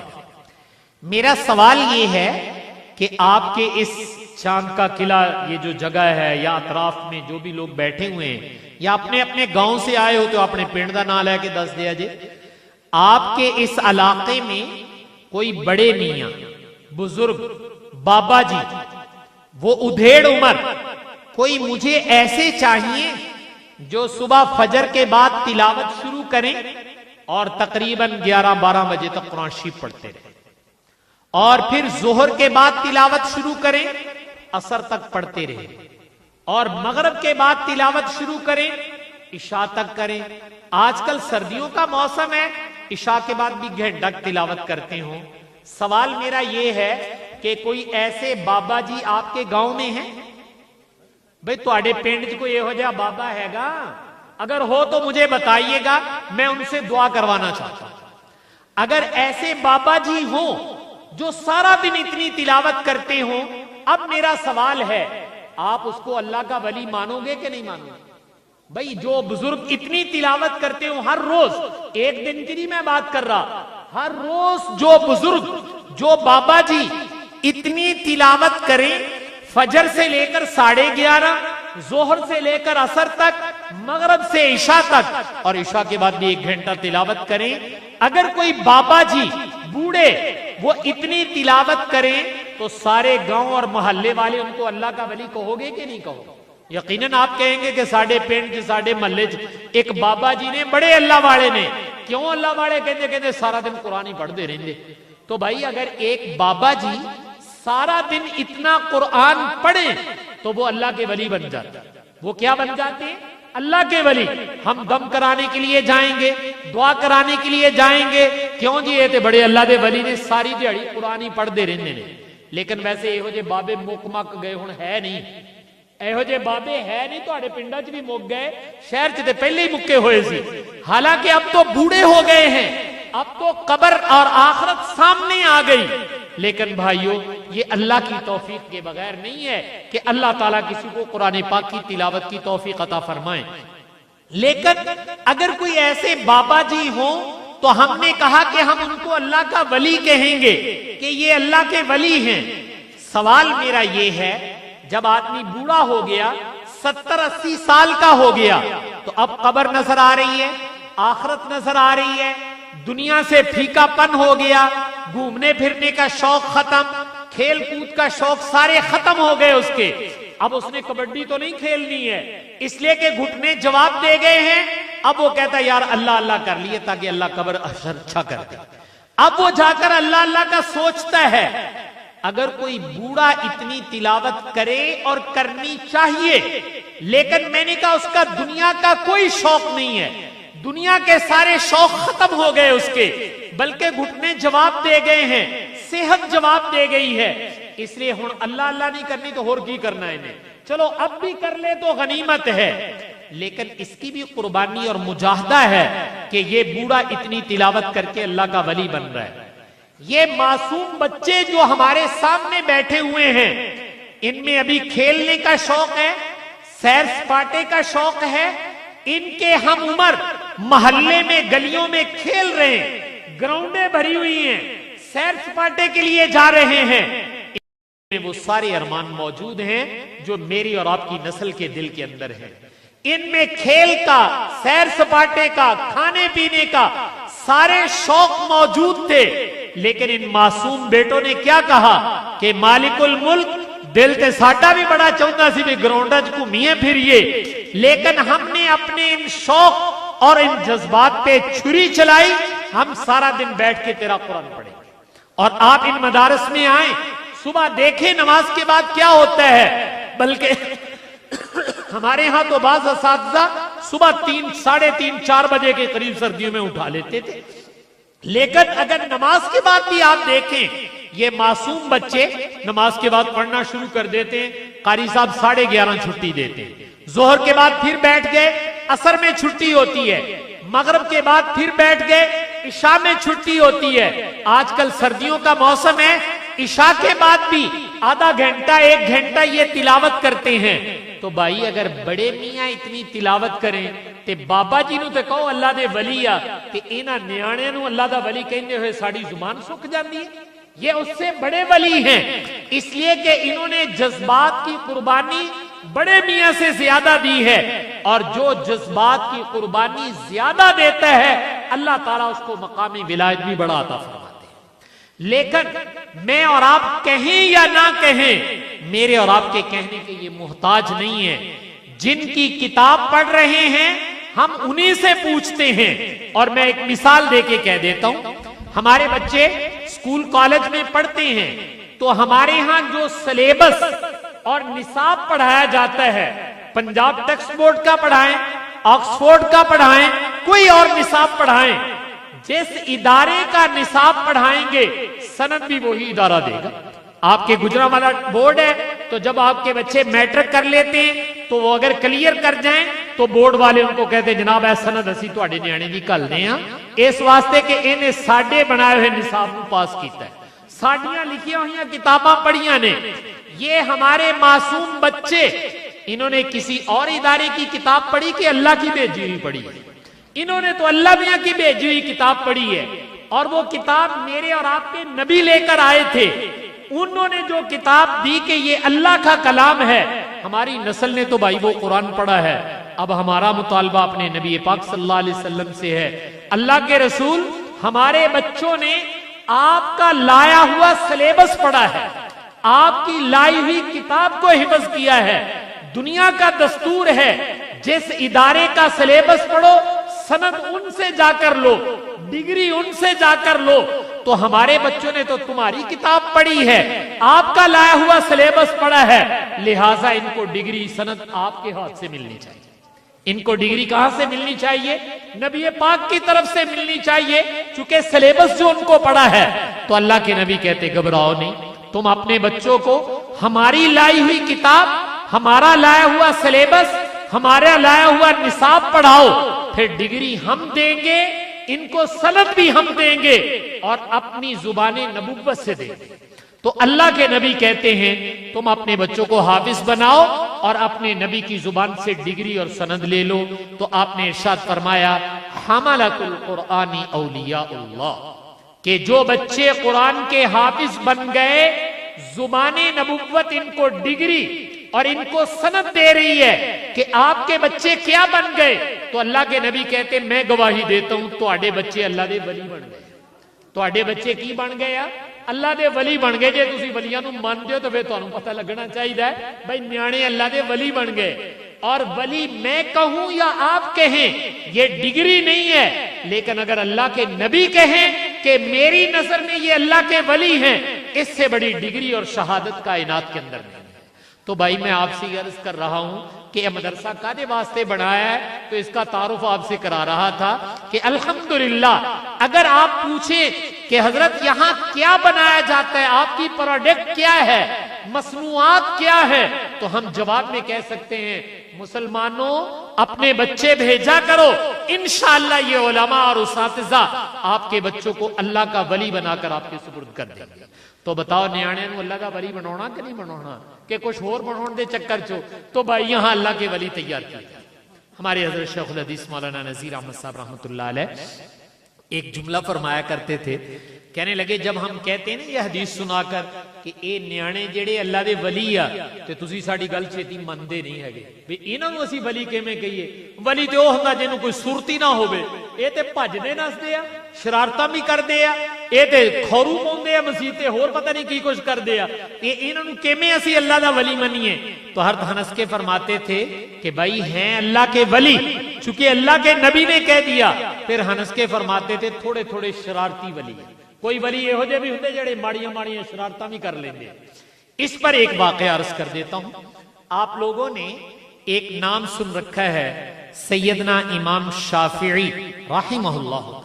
اللہ تعالیٰ نے بہت اونچا مقام عطا فرمایا, علم میں بہت اونچا مقام تھا, اور اتنی چھوٹی عمر میں استاد بن کر بیٹھ گئے کہ چہرے پر داڑھی کا ایک بال بھی نہیں نکلا. بچپن میں علم حاصل کیا, ہجے منہ تے داڑھی دا وال نہیں آیا, استاد بن کے بیٹھ کے پڑھاون ڈے پے, اور بڑے بڑے لوگ وہ سامنے بیٹھے سبق پڑھ رہے ہیں. علم تو بھائی جس کے پاس ہو اس کے سامنے جھکنا پڑتا ہے. تو یہ استاد سبق پڑھا رہے ہیں اور بڑے بڑے لوگ سامنے بیٹھے سبق پڑھ رہے ہیں, اور سبق ہو رہا تھا. آپ نے دیکھا یہ ہمارے ہاں جب کچی مسجدیں ہوتی تھی تے مسیتے چڑیاں نے آلنے پائے ہوئے ہوتے, گھونسلے بنائے ہوئے ہوتے, اور چڑیاں کبھی کبھی گرمیوں میں بالخصوص آپس گتھم گتھا بھی ہو جاندیاں, لڑائی کر دیا دو چڑیاں, تو جب وہ آپس میں گتھم گتھا ہوتی تو نیچے آگے گر جاتی ہیں. تو جہاں امام سبق پڑھا رہے تھے چڑیا دو آپس میں لڑی, گتھم گتھا ہوئی اور امام کے پاس آ کر گر گئی. جب امام کے پاس آ کر گری تو امام تو ابھی چھوٹی عمر میں ہے, آپ بتائیں چھوٹے نیانے دے کول چڑیاں آگے ڈگن تے وہ آرام نہ بیٹھ کے دیکھن ڈے پیندا, واہ بھائی واہ بڑی ودیاں لگ رہی ہیں, ایسے دیکھتا ہے نہیں. چڑیا بچے کے پاس گرے تو بچہ بھاگ کے پکڑنے کی کوشش کرے گا. تو امام کے دل میں بھی یہ بات آئی, جیسے چڑیا پاس گری تو انہوں نے اپنے سر سے رومال پگڑی جو بھی تھا نا وہ اتار کر جلدی سے یوں پھینکا پکڑنے کے لیے. تو جیسے ہی سر سے اتار کے وہ پھینکا تو بڑے بڑے شاگرد بیٹھے تھے, سب کی ہنسی نکل گئی. سارے ہسن ڈے پہ بھی چنگا استاد ہے, نالے سبق پڑھاؤن ڈے نالے بچے چڑیاں پڑھی جاندا ہے. تو جب سارے ہنسے تو امام شافعی رحمۃ اللہ علیہ سمجھ گئے کہ میری بچگانہ حرکت پر ان کو ہنسی آئی. تو امام نے ایک جواب دیا جو ہم ان بچوں کی طرف سے آپ کو دینا چاہتے ہیں. یہ اللہ کے ولی ہے تے جے ولی بھج لوے تے بھجنا ولایت نہیں مکدی, یاد رکھیا جے. تسی کہندے بھی ولی یہو جہا ہونا چاہیے جے تے گوڈیاں جو پانی مکیا ہویا ہوگا, بالکل ٹور پھر نہ سکے انہوں اللہ دا ولی منی جائے. تو میں نے کہا بھاگنے سے شرارت کرنے سے بھی بچپنا ہے بھائی, کوئی بچپنے کا بھی حق ہوتا ہے. تو امام نے جواب دیا, کہا بھائی کس لیے ہنسے ہو, میں کوئی نواں کام کیتا ہے؟ کہا میں نے وہی کام کیا ہے جو تم سب بچپن میں کر کے آئے. تسی بچپن کی صوفی صاحب سی کوئی شرارت نہیں کرتے تھے, تم بھی تو بچپن میں چڑی پکڑ لیتے تھے, تے میں پھڑ لی تھی کہ لوڑا آ گیا. تو اس لیے یہ کون سی بات ہے؟ تو بھائی یہ ہمارے بچے جو مدارس میں پڑھ رہے ہیں, میں نے پھر عرض کروں گا, ان کے 12 گھنٹے قرآن پڑھنا اور ان کا 14 گھنٹے پڑھنا, وہ تو میری آنکھ کو نظر نہ آئے, اور اگر کبھی شرارت کر لیں تو ہم اس کا ایشو بنا دیں, مسیتے مدرسے روڑا پا دیے کہ قاری صاحب نیانے تھے شرارتی بڑے نے. یہ عیب بینی والی عادت اللہ کے لیے چھوڑو, اور جو ان کے کمالات ہیں ان کو دیکھو. تو بہرحال یہ مدارس الحمدللہ میں نے عرض کیا تھا انسانیت ساز ادارے ہیں, اور یہاں اللہ کے ولی تیار کیے جا رہے ہیں. اب میری درخواست آپ سے ہے کہ آپ بھی اپنا ایک بچہ تے اللہ دا ولی بنا لو گے کہ نہیں بنا لو گے؟ تو بھائی ان مدارس میں بھیجو, ان کے ساتھ وابستہ رہو, ان کی حوصلہ افزائی کرو, ان کے پروگرام میں شرکت کرو, اور یہاں سے دین سیکھو, انسانیت سیکھو, انسان کیسے ہوتے ہیں, کیسے باکمال انسان ہوتے ہیں. بھائی وہ سیکھنے کی چیز ہے. ہم نے انسانیت تھوڑا ہی سیکھی ہے, ایران توران کی باتیں بہت سیکھی ہیں, انسانیت نہیں ہم نے سیکھی. چلے ایک واقعہ سنا کر بس بات ختم کر دیتا ہوں. میں نے درمیان میں نام لیا تھا ہمارے ایک بزرگ ڈاکٹر عبدالحی صاحب عارفی رحمۃ اللہ علیہ کا, اور ان کا واقعہ آپ کو سنایا ہے. اب آپ باہر آنے والوں سے میری درخواست ہے, گھر جا کے گھر والے جے تواڈے واسطے 3 ٹائم روٹی پکاؤن تے شکریہ ادا کر دیا کرو گے, کہہ دیا کرو گے بھی روٹی چنگی پکائی ہے, تے کہتے انہاں بڑیاں دا حق بھی ادا کریا کرو, زبان نہ کہہ دیا کرو بھئی پلیے لو کے روٹی پکا کے دل خوش کر دیتا ہے. تے جے نہیں تے ایک دن وہ چھٹی کرا کے آپ روٹیاں پکا کے دیکھو, جدوں توے تے ہاتھ لو ہو جاؤ گا نا, پھر پتہ لگ جائے گا کی پا وک دیے. تو اس لیے اپنے گھر جا کر اپنے بچوں کی بھی, گھر والوں کی بھی حوصلہ افزائی کریں. حضرت ڈاکٹر صاحب کے بارے میں ان کی اہلیہ, جب حضرت کا انتقال ہو گیا تو ان کی اہلیہ نے جو حضرت کے بارے میں کچھ تاثرات اپنے پیش کی, ان میں 2 باتیں کی. کہا کہ میں ڈاکٹر صاحب کے نکاح میں 40-50 سال جتنا عرصہ گزرا میں حضرت کے ہاں رہی, ایک بات تو یہ کہی کہ پوری زندگی میں انتظار کرتی رہی کہ ڈاکٹر صاحب کوئی حکم فرمائے مجھے, میں روٹی لے کے آ, کپڑے لے کے آ, جوتی لے آ کے رکھ, فلانا کام کر. کہا میں پوری زندگی ترستی رہی, میں کام کرتی تھی, گھر کے کام کاج خدمت کرتی تھی, لیکن میرا دل چاہتا تھا بھی ایک دفعہ زبان نال بھی تے کہہ دینا بھی کم کر دے پلیے لوگ, لیکن پوری زندگی میں کہا ایک دفعہ بھی کسی کام کا حکم نہیں فرمایا. یہ میرے نبی کی وہ سنت ہے جس کو ہم بھولے ہوئے. حضور اپنے کام خود کر لیا کرتے. حضور کی سنت کیا ہے؟ اپنے کام کیا کر لیتے تھے خود. اسی گھر آ کے تھانے دار بن جائیدا ہے, بس تھانے دار صبر, نیانے سیدھے ہو جان لین, بڈھی سیدھی ہو جائے لین. اور میں تھانے داروں کی ایک علامت بیان کیا کرتا ہوں, تھانے دار جتھے آوے نا تے نیانے دوڑ کے باہر نکل جاندے ہیں. جدو ابا ساڑا گھر آؤندا نا تے نیانے ایک ایک کر کے باہر ہو جاندے. اس دے پتر تسی باہر کیوں آ گئے؟ کہندے ابا گھر آ گئے. یہ دا مطلب ابا نہیں, یہ تھانے دار ہے. یاد رکھنا, اللہ کے لیے گھر میں جا کے تھانے دار نہیں بنو, بلکہ اپنے گھر میں جاؤ تو محبت کا پیغام لے کر جاؤ. تو کہا ڈاکٹر صاحب نے پوری زندگی کبھی حکم نہیں دیا, کام میں کرتی رہی, لیکن میں نے کئی دفعہ کہا ڈاکٹر صاحب کہتے فرمائش کرو تو ساڈا بھی دل خوش ہو جائے, بھئی تسی کوئی حکم احکام دیتا ہے. کہا نہیں, حکم احکام نہیں, چونکہ میرے نبی کی سنت نہیں ہے, وہ اپنے کام خود کر لیتے تھے. کہ اپنی کیڑی مہندی لت جانی ہے, آپ بھی اپنے کام آپ کر لیا کریے, کچھ نہیں ہوتا. اس لیے گھر میں کام کرنے چاہیے اور سنت اور دین سمجھ کے کرنا چاہیے. ہم دین صرف نفل پڑھن دا نہ رکھیا ہوا ہے, تسبیح گھڑن دا نہ رکھیا ہوا ہے. یہ بھی تو دین ہے, اس دین کو کیوں نہیں اپناتے ہو؟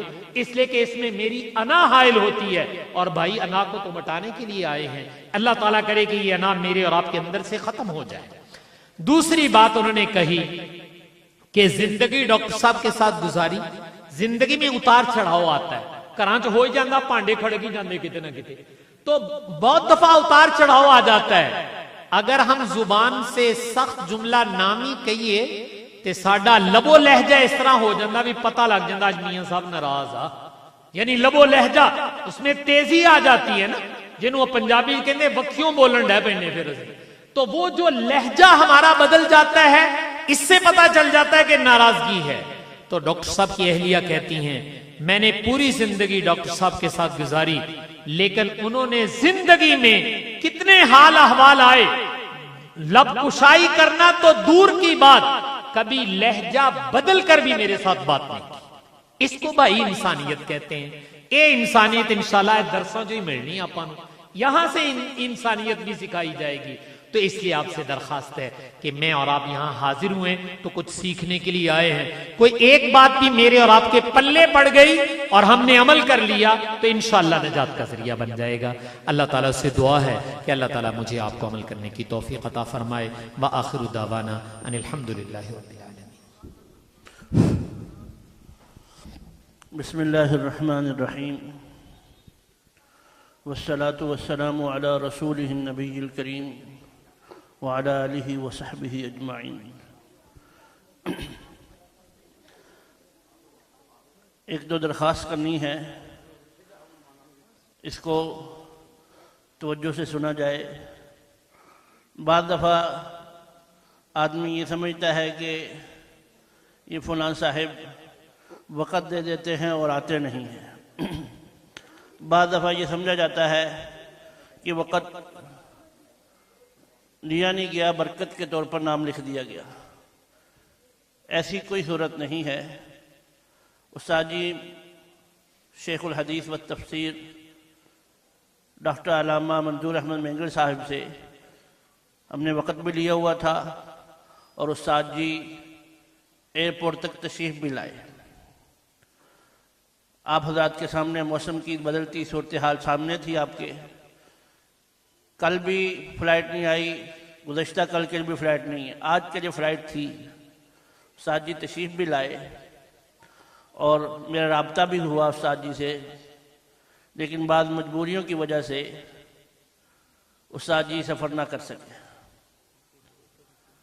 اس لیے استاد جی تشریف نہیں لا سکے اور آنے والے مجمع سے سب سے استاد جی نے معذرت بھی کی کہ آپ لوگوں کا حق تھا، آپ لوگ استاد جی کے کہنے پر جامعہ کے سالانہ جلسے میں تشریف لائے اور ماشاءاللہ اتنی سردی کے اندر، لیکن یہ حقیقت ہے ہمارے ہاں بڑوں کی زندگیاں زیادہ پسندیدہ ہیں اور ان کی مجبوریاں ہمارے ہاں سب سے اہم ہیں، ان کے سفر۔ وہ ہم جو حضرت مفتی صاحب تشریف لائے ہیں، جو اکابرین آتے ہیں، یہ کوئی خطیب نہیں بن کر آتے، یہ تو ہمارے لیے باعث برکت بن کر آتے ہیں۔ نہ ہی ہم اپنے ادارے میں اپنے جلسے میں خطابت کے لیے کسی کو بلواتے ہیں کہ جی خطیب صاحب آئے ہیں بہت اچھا بیان کریں گے۔ ہم تو اس لیے بلواتے ہیں اکابرین کو، حضرت سے اس لیے وقت لیا تھا کہ جو ہمارے بچے ہیں اور ہمارا علاقہ ہے یہ نامعلوم ان بڑوں تک پہنچ سکے یا نہ پہنچ سکے، وقت ساتھ دے یا نہ دے، اور دور والے حضرات کی نسبت مل سکے نہ مل سکے، اس لیے حضرات سے عرض کیا جاتا ہے آپ تشریف لائیں تاکہ ہمارا شہر، ہمارا ادارہ آپ کی برکت سے مالا مال ہو جائے۔ اس نیت سے ہم ادارے کے اندر اپنے اکابرین کو بلواتے ہیں۔ تو استاد جی تشریف نہیں لا سکے، میں اپنی طرف سے بھی اور پورے استاد جی کی طرف سے بھی پورے مجمع سے معذرت کرتا ہوں۔ سفر استاد جی تیار تھے لیکن اکابرین ہیں، اکابرین بہت سارے مصروف ہیں، تو اس لیے معذرت بھی قبول کی جائے۔ اب اس آخری سبق میں استاد جی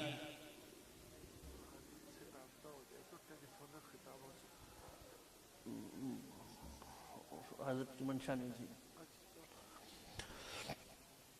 تو میں مفتی اجاز صاحب سے درخواست کروں گا وہ بخاری شریف کا آخری سبق پڑھا دیں، پھر دستار بندی ہوگی، انشاءاللہ دعا ہوگی۔ آپ حضرات سب سے درخواست ہے کہ آخری سبق میں ضرور شامل ہوں، یہ برکت ہے۔ 5 سال پہلے 6 سال پہلے جن لوگوں نے سفر شروع کیا تھا آج ان کا سفر ختم ہونے لگا ہے، انہوں نے نیت باندھی تھی، اس نیت کے اندر سلام پھرنے لگا ہے، آپ لوگوں کو شامل کر لیا ہے کہ 6 سال کا سفر کیسے گزرا، اس سردی کی ٹھٹھرتی راتیں ہیں، تمبو لگا ہوا ہے، اس کے باوجود اتنا مجمع ہے، اس کے باوجود بھی سردی محسوس ہوتی ہے، تو یہاں پر جب یہ کچھ بھی نہیں ہوگا تو پھر کیسی سردی ہوگی، اور جب بارش پڑے تو پھر کیسی سردی ہوگی۔ ان طلبہ نے، ان پڑھنے والوں نے، پڑھنے والیوں نے، پڑھانے والوں نے سب برداشت کیا ہے، ان قربانیوں کے اندر آپ کو شامل کر رہے ہیں۔ تو میں استاد جی سے درخواست کروں گا استاد جی سبق پڑھا دیں اس کے بعد پھر دعا دستار بندی ہو اور پھر دعا ہو جائے گی. اوپر بیٹھے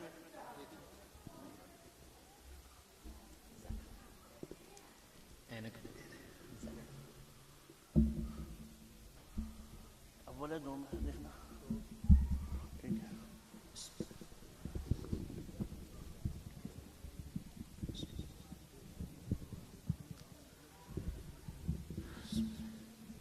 کوئی پڑھے گا یا میں پڑھ دوں؟ بسم اللہ الرحمن الرحیم. باب قول اللہ تعالی ونضع الموازین القسط لیوم القیامہ وأن أعمال بني آدم وقولهم توزن. وقال مجاهد القسطاس العدل بالرومية. ويقال القسط مصدر المقسط فهو العادل. وأما القاسط وهو الجائر.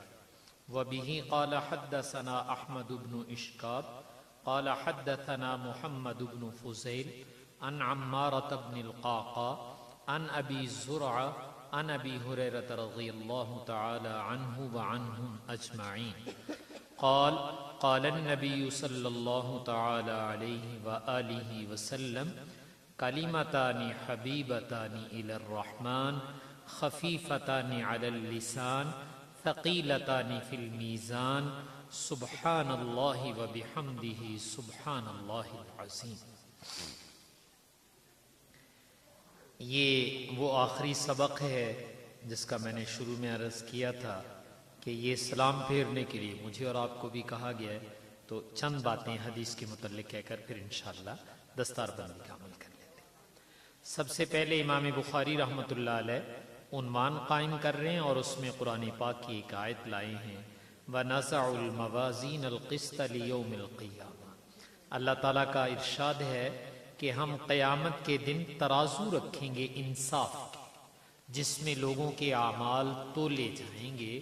تو یہ ترازو اللہ تعالیٰ رکھیں گے اور اللہ تعالیٰ بتلا رہے ہیں کہ قیامت کے دن یہ کیا جائے گا. وَأَنَّ أَعْمَالَ بَنِي آدَمَ وَقَوْلَهُمْ تُوزَنْ. امام بخاری کہتے ہیں کہ تمہارے قول اور تمہارے عمل ان سب کا وزن کیا جائے گا. ہمارے بول کا بھی ایک وزن ہے، ہمارے عمل کا بھی بھائیو ایک وزن ہے. اللہ تعالی ہمیں وزنی اعمال کرنے کی توفیق عطا فرمائے.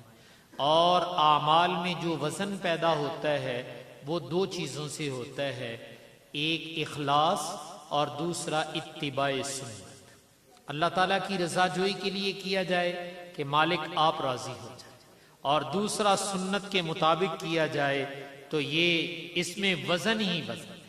اگر اخلاص نہیں ہے، سنت سے ہٹ کر ہے، تو صورت تو عمل کی بن جائے گی لیکن اس کا وزن نہیں. اس کی مثال یوں سمجھیں، جیسے ہمارے ہاں کرنسی نوٹ چلتے ہیں تو اس کے اوپر حکومت پاکستان کی مہر ہوتی ہے. اگر کوئی آدمی جعلی نوٹ بنائے اور اس نوٹ کا کاغذ بہت اچھا لگائے لیکن اس پہ حکومت پاکستان کی مہر نہیں ہے، وہ بازار میں چلاتا ہوا پکڑا جائے تو اس پہ مقدمہ ہو جائے گا. وہ کہے جناب اس کا کاغذ دیکھو بہت اچھا ہے، تو ہم کہیں گے نہیں کاغذ نہیں، یہ دیکھنا چاہیے کہ اس کے حکومت کی مہر ہے یا نہیں. تو جتنے میں اور آپ نیک اعمال کرتے ہیں اس پہ اگر میرے اور آپ کے نبی کی سنت کی مہر ہے تو اللہ کے دربار میں قبول، اور اگر سنت کی مہر نہیں ہے تو یہ بے وزن ہو جائیں گے. تو فرمایا تمہارے اعمال اور اقوال ان کا وزن کیا جائے گا. اس کے بعد امام مجاہد رحمت اللہ علیہ انہوں نے القسط، اس کی جو وضاحت کی اس کو امام بخاری نقل کر رہے ہیں کہ القسطاس العدل بالرومیہ.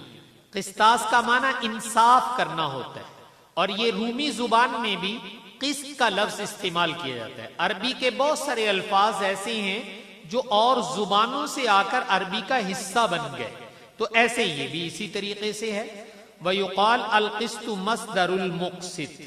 کہا گیا ہے کہ قسط جو ہے یہ مقسط کا مصدر ہے. یہ طلبہ اور طالبات جانتے ہیں کہ مجرد سے ہے یا مزید سے ہے، تو جس کو آپ مزید کہتے ہیں تو کہا گیا کہ یہ المقسط ہے، اور اس کا معنی ہوتا ہے عادل، انصاف کرنے والا. وَأَمَّا الْقَاسِطُ وَهُوَ الْجَائِرُ.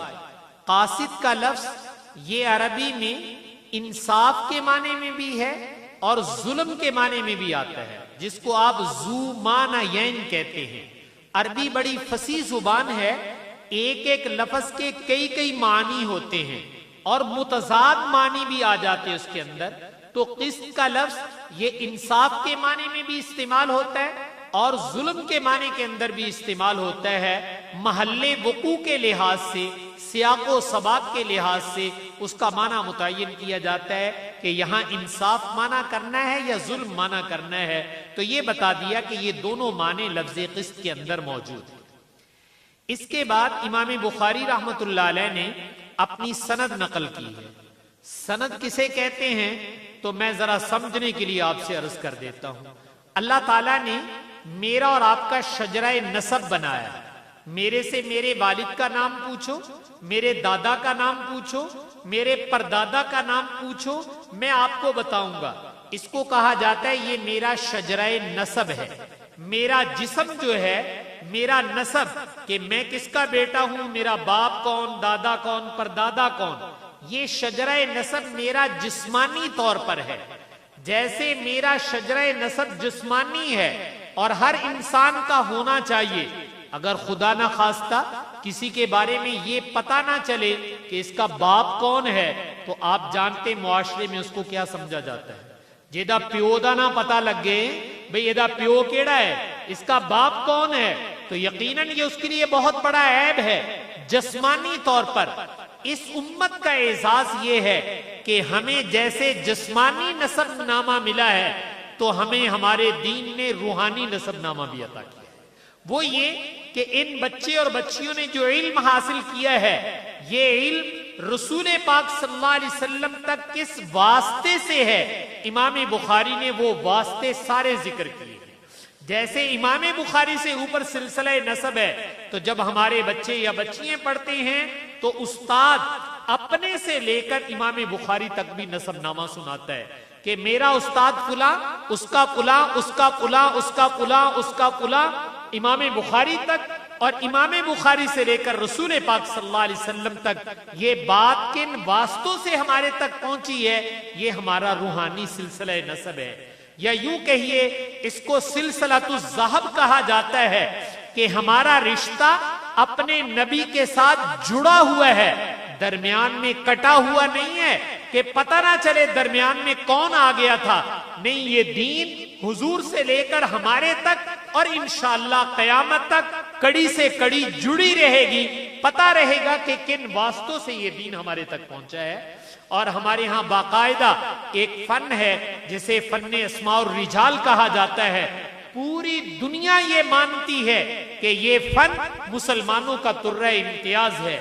مسلمانوں نے صرف دین نہیں محفوظ رکھا، اپنے نبی کے ارشادات نہیں صرف محفوظ رکھے، جو لوگ اس کا ذریعہ بنے ہیں ان لوگوں کی سوانح عمری اور ان کی زندگیوں کو بھی محفوظ کر دیا گیا کہ وہ لوگ کیسے تھے۔ تو اس لیے میں نے عرض کیا کہ یہ ہمارا روحانی شجرہ نسب ہے۔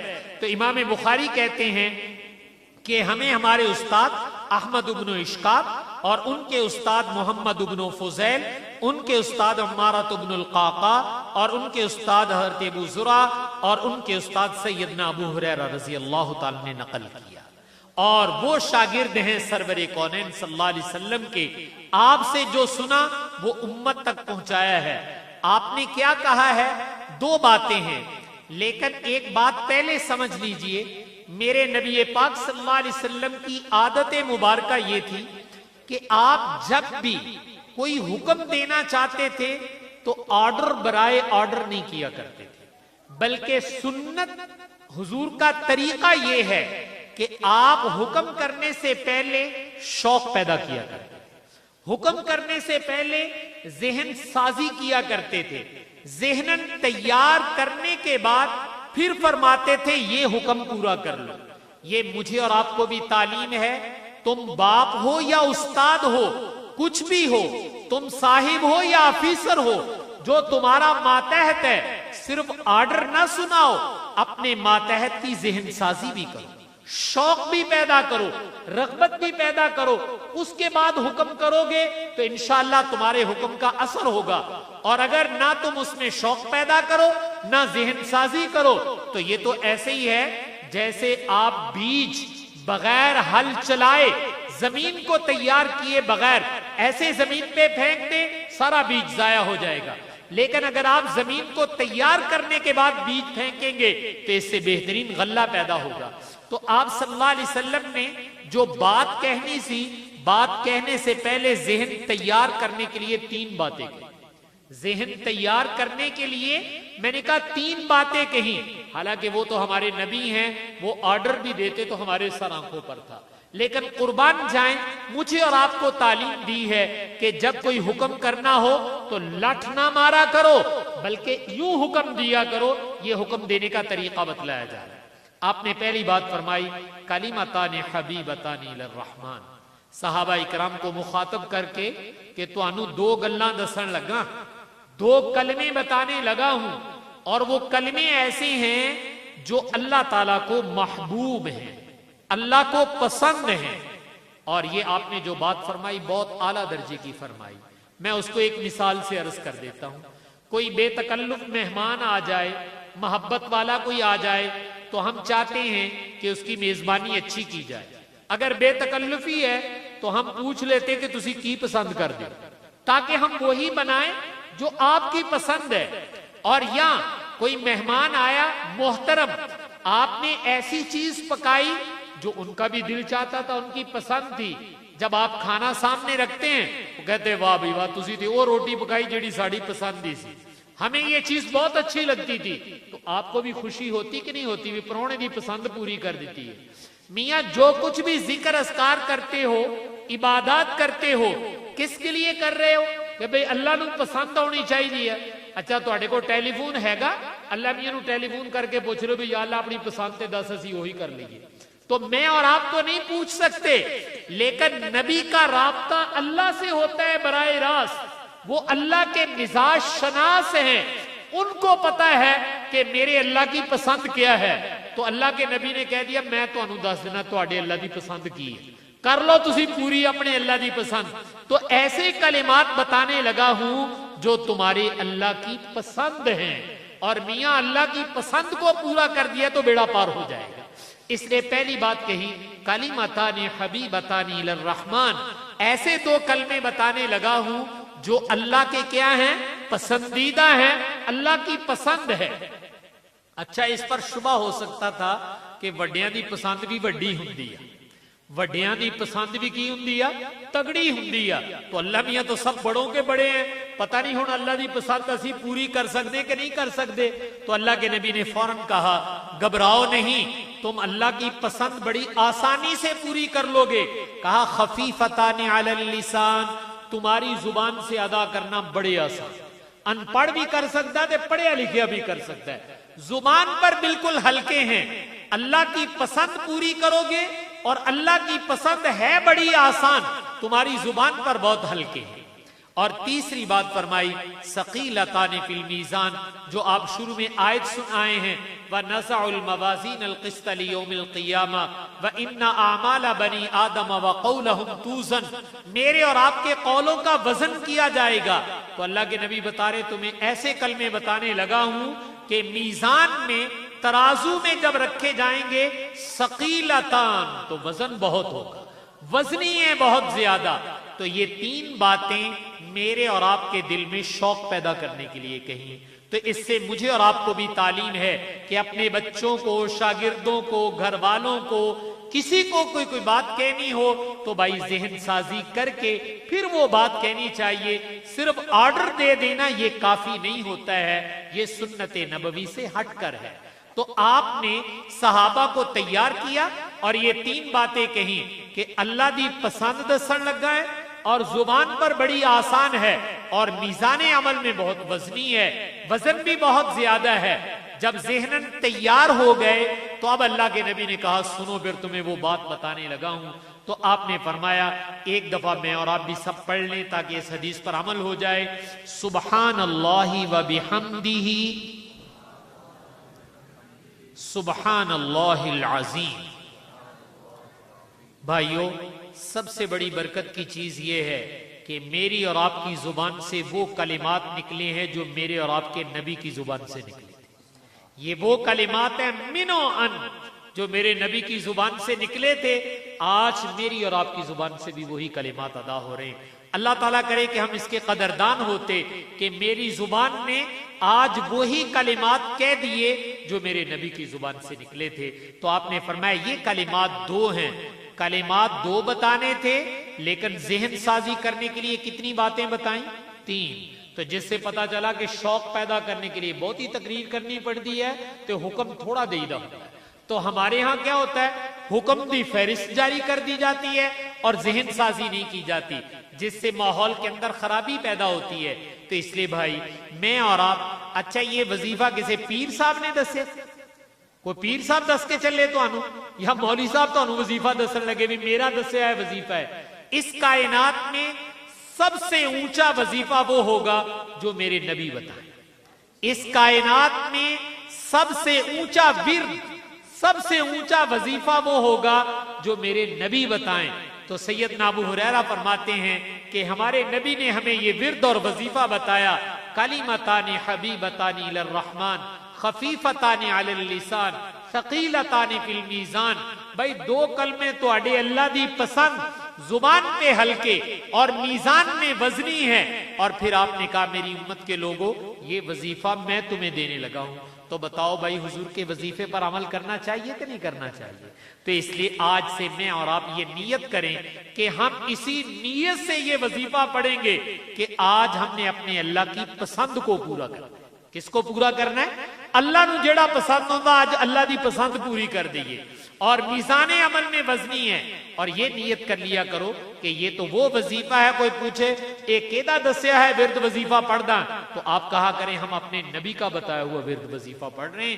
ہمارے نبی پاک صلی اللہ علیہ وسلم اپنی امت کو یہ وظیفہ دے کر گئے تھے، سبحان اللہ و بحمدہ سبحان اللہ العظیم. تو بھائی چلتے پھرتے جب بھی موقع ملے اس کو ورد زبان بنائیں. یہ میری اور آپ کی زندگی کا حصہ ہونا چاہیے. تو انشاءاللہ جب ہم ورد زبان بنائیں گے تو اس کی برکتیں دنیا میں بھی بھائی دیکھو گے اور اصل برکتیں انشاءاللہ اللہ تعالیٰ آخرت میں دکھائیں گے. تو اس لیے یہ حدیث پاک ماشاءاللہ یہاں پڑھی پڑھائی جا رہی ہے. بھائی اس پڑھنے پڑھانے سے تو انو کی لبد ہے. تو ایک بات اس پہ کہہ دیتا ہوں، بہت بڑے تابعی ہیں، ان کا ایک مقولہ ہے ان اللہ یدفع البلاء عن هذه الامہ برحلۃ اصحاب الحدیث، کہ جب یہ بچے اور بچیاں اپنے گھر سے اپنے نبی کا علم لینے کے لیے چلتے ہیں کہ اسی اپنے نبی دا علم سکھن چلنے ہیں، جب یہ اپنے گھر سے قدم باہر نکالتے ہیں نا، مائی باپ کہتے جا پتر پڑھ کے آ، تو یہ گھر سے قدم اٹھایا ہے، باہر رکھا ہے. جن کو اللہ نے بصیرت دی ہوئی ہے، دل دیاں آنکھاں جنہوں کہیں انہوں بصیرت کہیں دے، تو جس کو اللہ نے بصیرت دی ہے، دل کی آنکھیں ہیں، وہ ان دل کی آنکھوں سے دیکھ کر بتا رہے ہیں کہ جب وہ بچے اور بچیاں وہ مسلمان اپنے نبی کا علم لینے کے لیے چلتے ہیں تو اللہ تعالیٰ کی طرف سے فیصلہ کیا ہوتا ہے؟ فرمایا ان اللہ یدفع البلاء، آسمان سے جو مصیبتیں اور بلائیں اتر رہی تھی اللہ تعالیٰ کہتا ہے ان کے قدموں کے صدقوں سے ان مصیبتوں کو ٹال دیا جائے. اور یہ جو ٹالا جا رہا ہے ان اللہ یدفع البلاء عن هذه الامہ، پوری امت سے مصیبتیں ٹلتی ہیں. تو بھائی یہ مدارس جو کام کر رہے ہیں، یہ معصوم بچے اور بچیاں جو پڑھنے کے لیے آتے ہیں، یہ میرے اور آپ کے محسن ہیں جو ہمیں نظر نہیں آتا اور جن کو روکا بھی نہیں جا سکتا. اللہ ان کے قدموں کی برکت سے جب یہ چلتے ہیں، ابھی پڑھتے نہیں ہیں، صرف چلے ہیں، تو برحلۃ اصحاب الحدیث، حدیث کا علم لینے والوں کے چلنے کی برکت سے اللہ تعالیٰ آسمان سے آنے والے عذاب و بلا کو ٹال دیتے ہیں. تو ان کی برکت سے اللہ عذاب و بلا کو ٹالتے ہیں. ہمیں ان لوگوں کی قدر پہچاننی چاہیے. اللہ تعالیٰ مجھے آپ کو عمل کرنے کی توفیق عطا فرمائے. وآخر دعوانا ان الحمدللہ رب العالمین. بسم اللہ الرحمن الرحیم. ابھی ان بچوں کی دستار بندی ہوگی جنہوں نے قرآن مکمل حفظ کیا، دہرائی کی. ابھی جانے سے عرض نہیں کیا گیا جی، دعا ہوگی، پھر آپ حضرات سے مہربانی ہے کہ احباب نے کھانا آپ کے لیے تیار کیا ہوا ہے تو کھانا کھا کے جائیں، ہماری طرف سے دعوت ہے آپ کی، تو بہت مہربانی ہوگی جی۔ حافظ حماد ولد سجاد احمد صاحب جی، حافظ حماد صاحب ولد سجاد احمد صاحب جی، حضرات تشریف لے آئے جی۔ مفتی جمیل صاحب، جواد صاحب جی آ جائے جی، ماشاء اللہ۔ کر صاحب آپ تشریف لے آئے جی۔ استاد جی مفتی ظفر صاحب بھی تشریف لے آئے جی۔ حافظ حمداللہ صاحب بھی آ جائے۔ حافظ یاسین ولد امیر احمد جی، جلدی شاباش۔ حافظ احتشام ولد محمد عمران،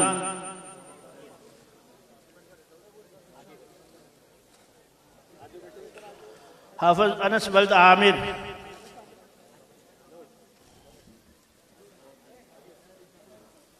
حافظ محمد عامر ولد شاہ زمان۔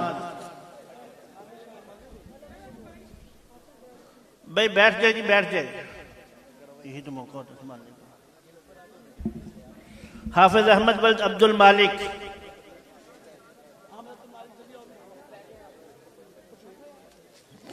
حافظ زبیر ولد شہود، یہ ہمارا 10 سال کا بچہ ہے ماشاءاللہ۔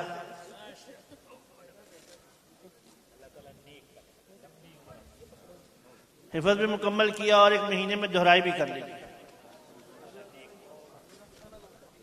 حافظ داؤد صاحب، حافظ اویس کرنی صاحب،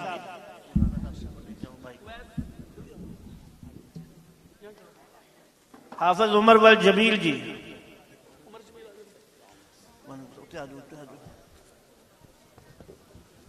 حافظ عبید اللہ ولد ظہیر الدین جی،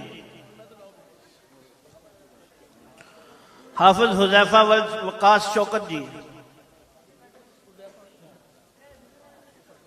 حافظ محمد حسن ولد عاصم، حافظ عدیل ولد اشرف، حافظ ارسل،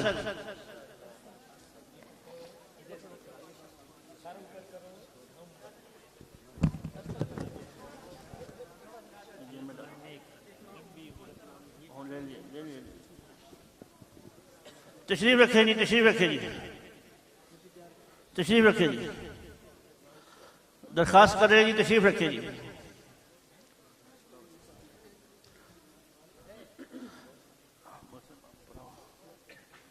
اچھا جی، ہمارے ہاں صاحب ترتیب ہوتے ہیں وہ طلبہ جو پورا سال سردی گرمی سفر حضر خوشی غمی بیماری صحت کسی حال میں بھی پورے سال میں ایک ناغہ بھی نہیں ہوتا، اس کو ہم صاحب ترتیب کہتے ہیں۔ جو طالب علم صاحب ترتیب ہوتے ہیں ان کو سال کے اخیر میں ہم اس جلسے میں معارف القرآن ہدیے کے طور پر دیتے ہیں۔ تو ہمارے 3 طلبہ ایسے ہیں جنہوں نے پورا سال گرمی سردی کسی حال میں بھی کوئی چھٹی نہیں کی ہے۔ حافظ محمد احمد درجہ خامسہ،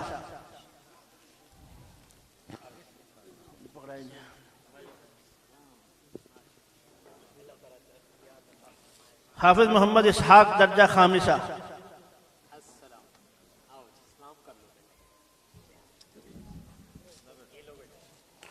محمد دانیال درجہ ثالثہ،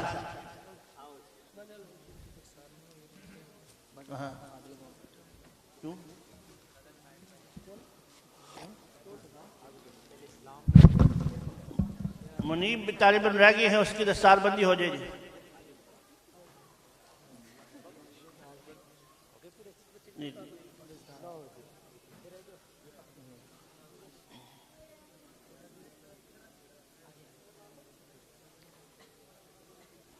میں پھر آخر میں آپ حضرات کا شکر گزار ہوں، آپ حضرات تشریف لائے، سردی کے اندر وقت نکالا، ان بچوں کی حوصلہ افزائی کی اور ادارے کو آپ حضرات نے شکر گزاری کا موقع دیا۔ اللہ آپ حضرات کو جزائے خیر دے۔ ابھی تھوڑی دیر دعا کے بعد اذان ہوگی اور 5 منٹ کے بعد جماعت ہوگی، اور جماعت کے بعد انشاءاللہ سارے مجمع کے لیے کھانے کا انتظام ہے، آپ حضرات کھانا کھا کے جائیے گا۔ علماء کرام اوپر تشریف لے جائے، باقی حضرات کا کھانا یہ دسترخوان لگ جائیں گے انشاءاللہ۔ بسم اللہ الرحمن الرحیم، الحمد للہ رب العالمین، الرحمن الرحیم، مالک یوم الدین، یا ذا الجلال والاکرام، یا حی یا قیوم۔ اللہم صلی علی سیدنا محمد النبی الأمی وعلی آلہ وسلم تسلیما۔ ربنا ظلمنا انفسنا وإن لم تغفر لنا وترحمنا لنكونن من الخاسرین۔ ربنا لا تزغ قلوبنا بعد إذ هديتنا وهب لنا من لدنك رحمة إنك أنت الوهاب۔ ربنا آتنا في الدنيا حسنة وفي الآخرة حسنة وقنا عذاب النار۔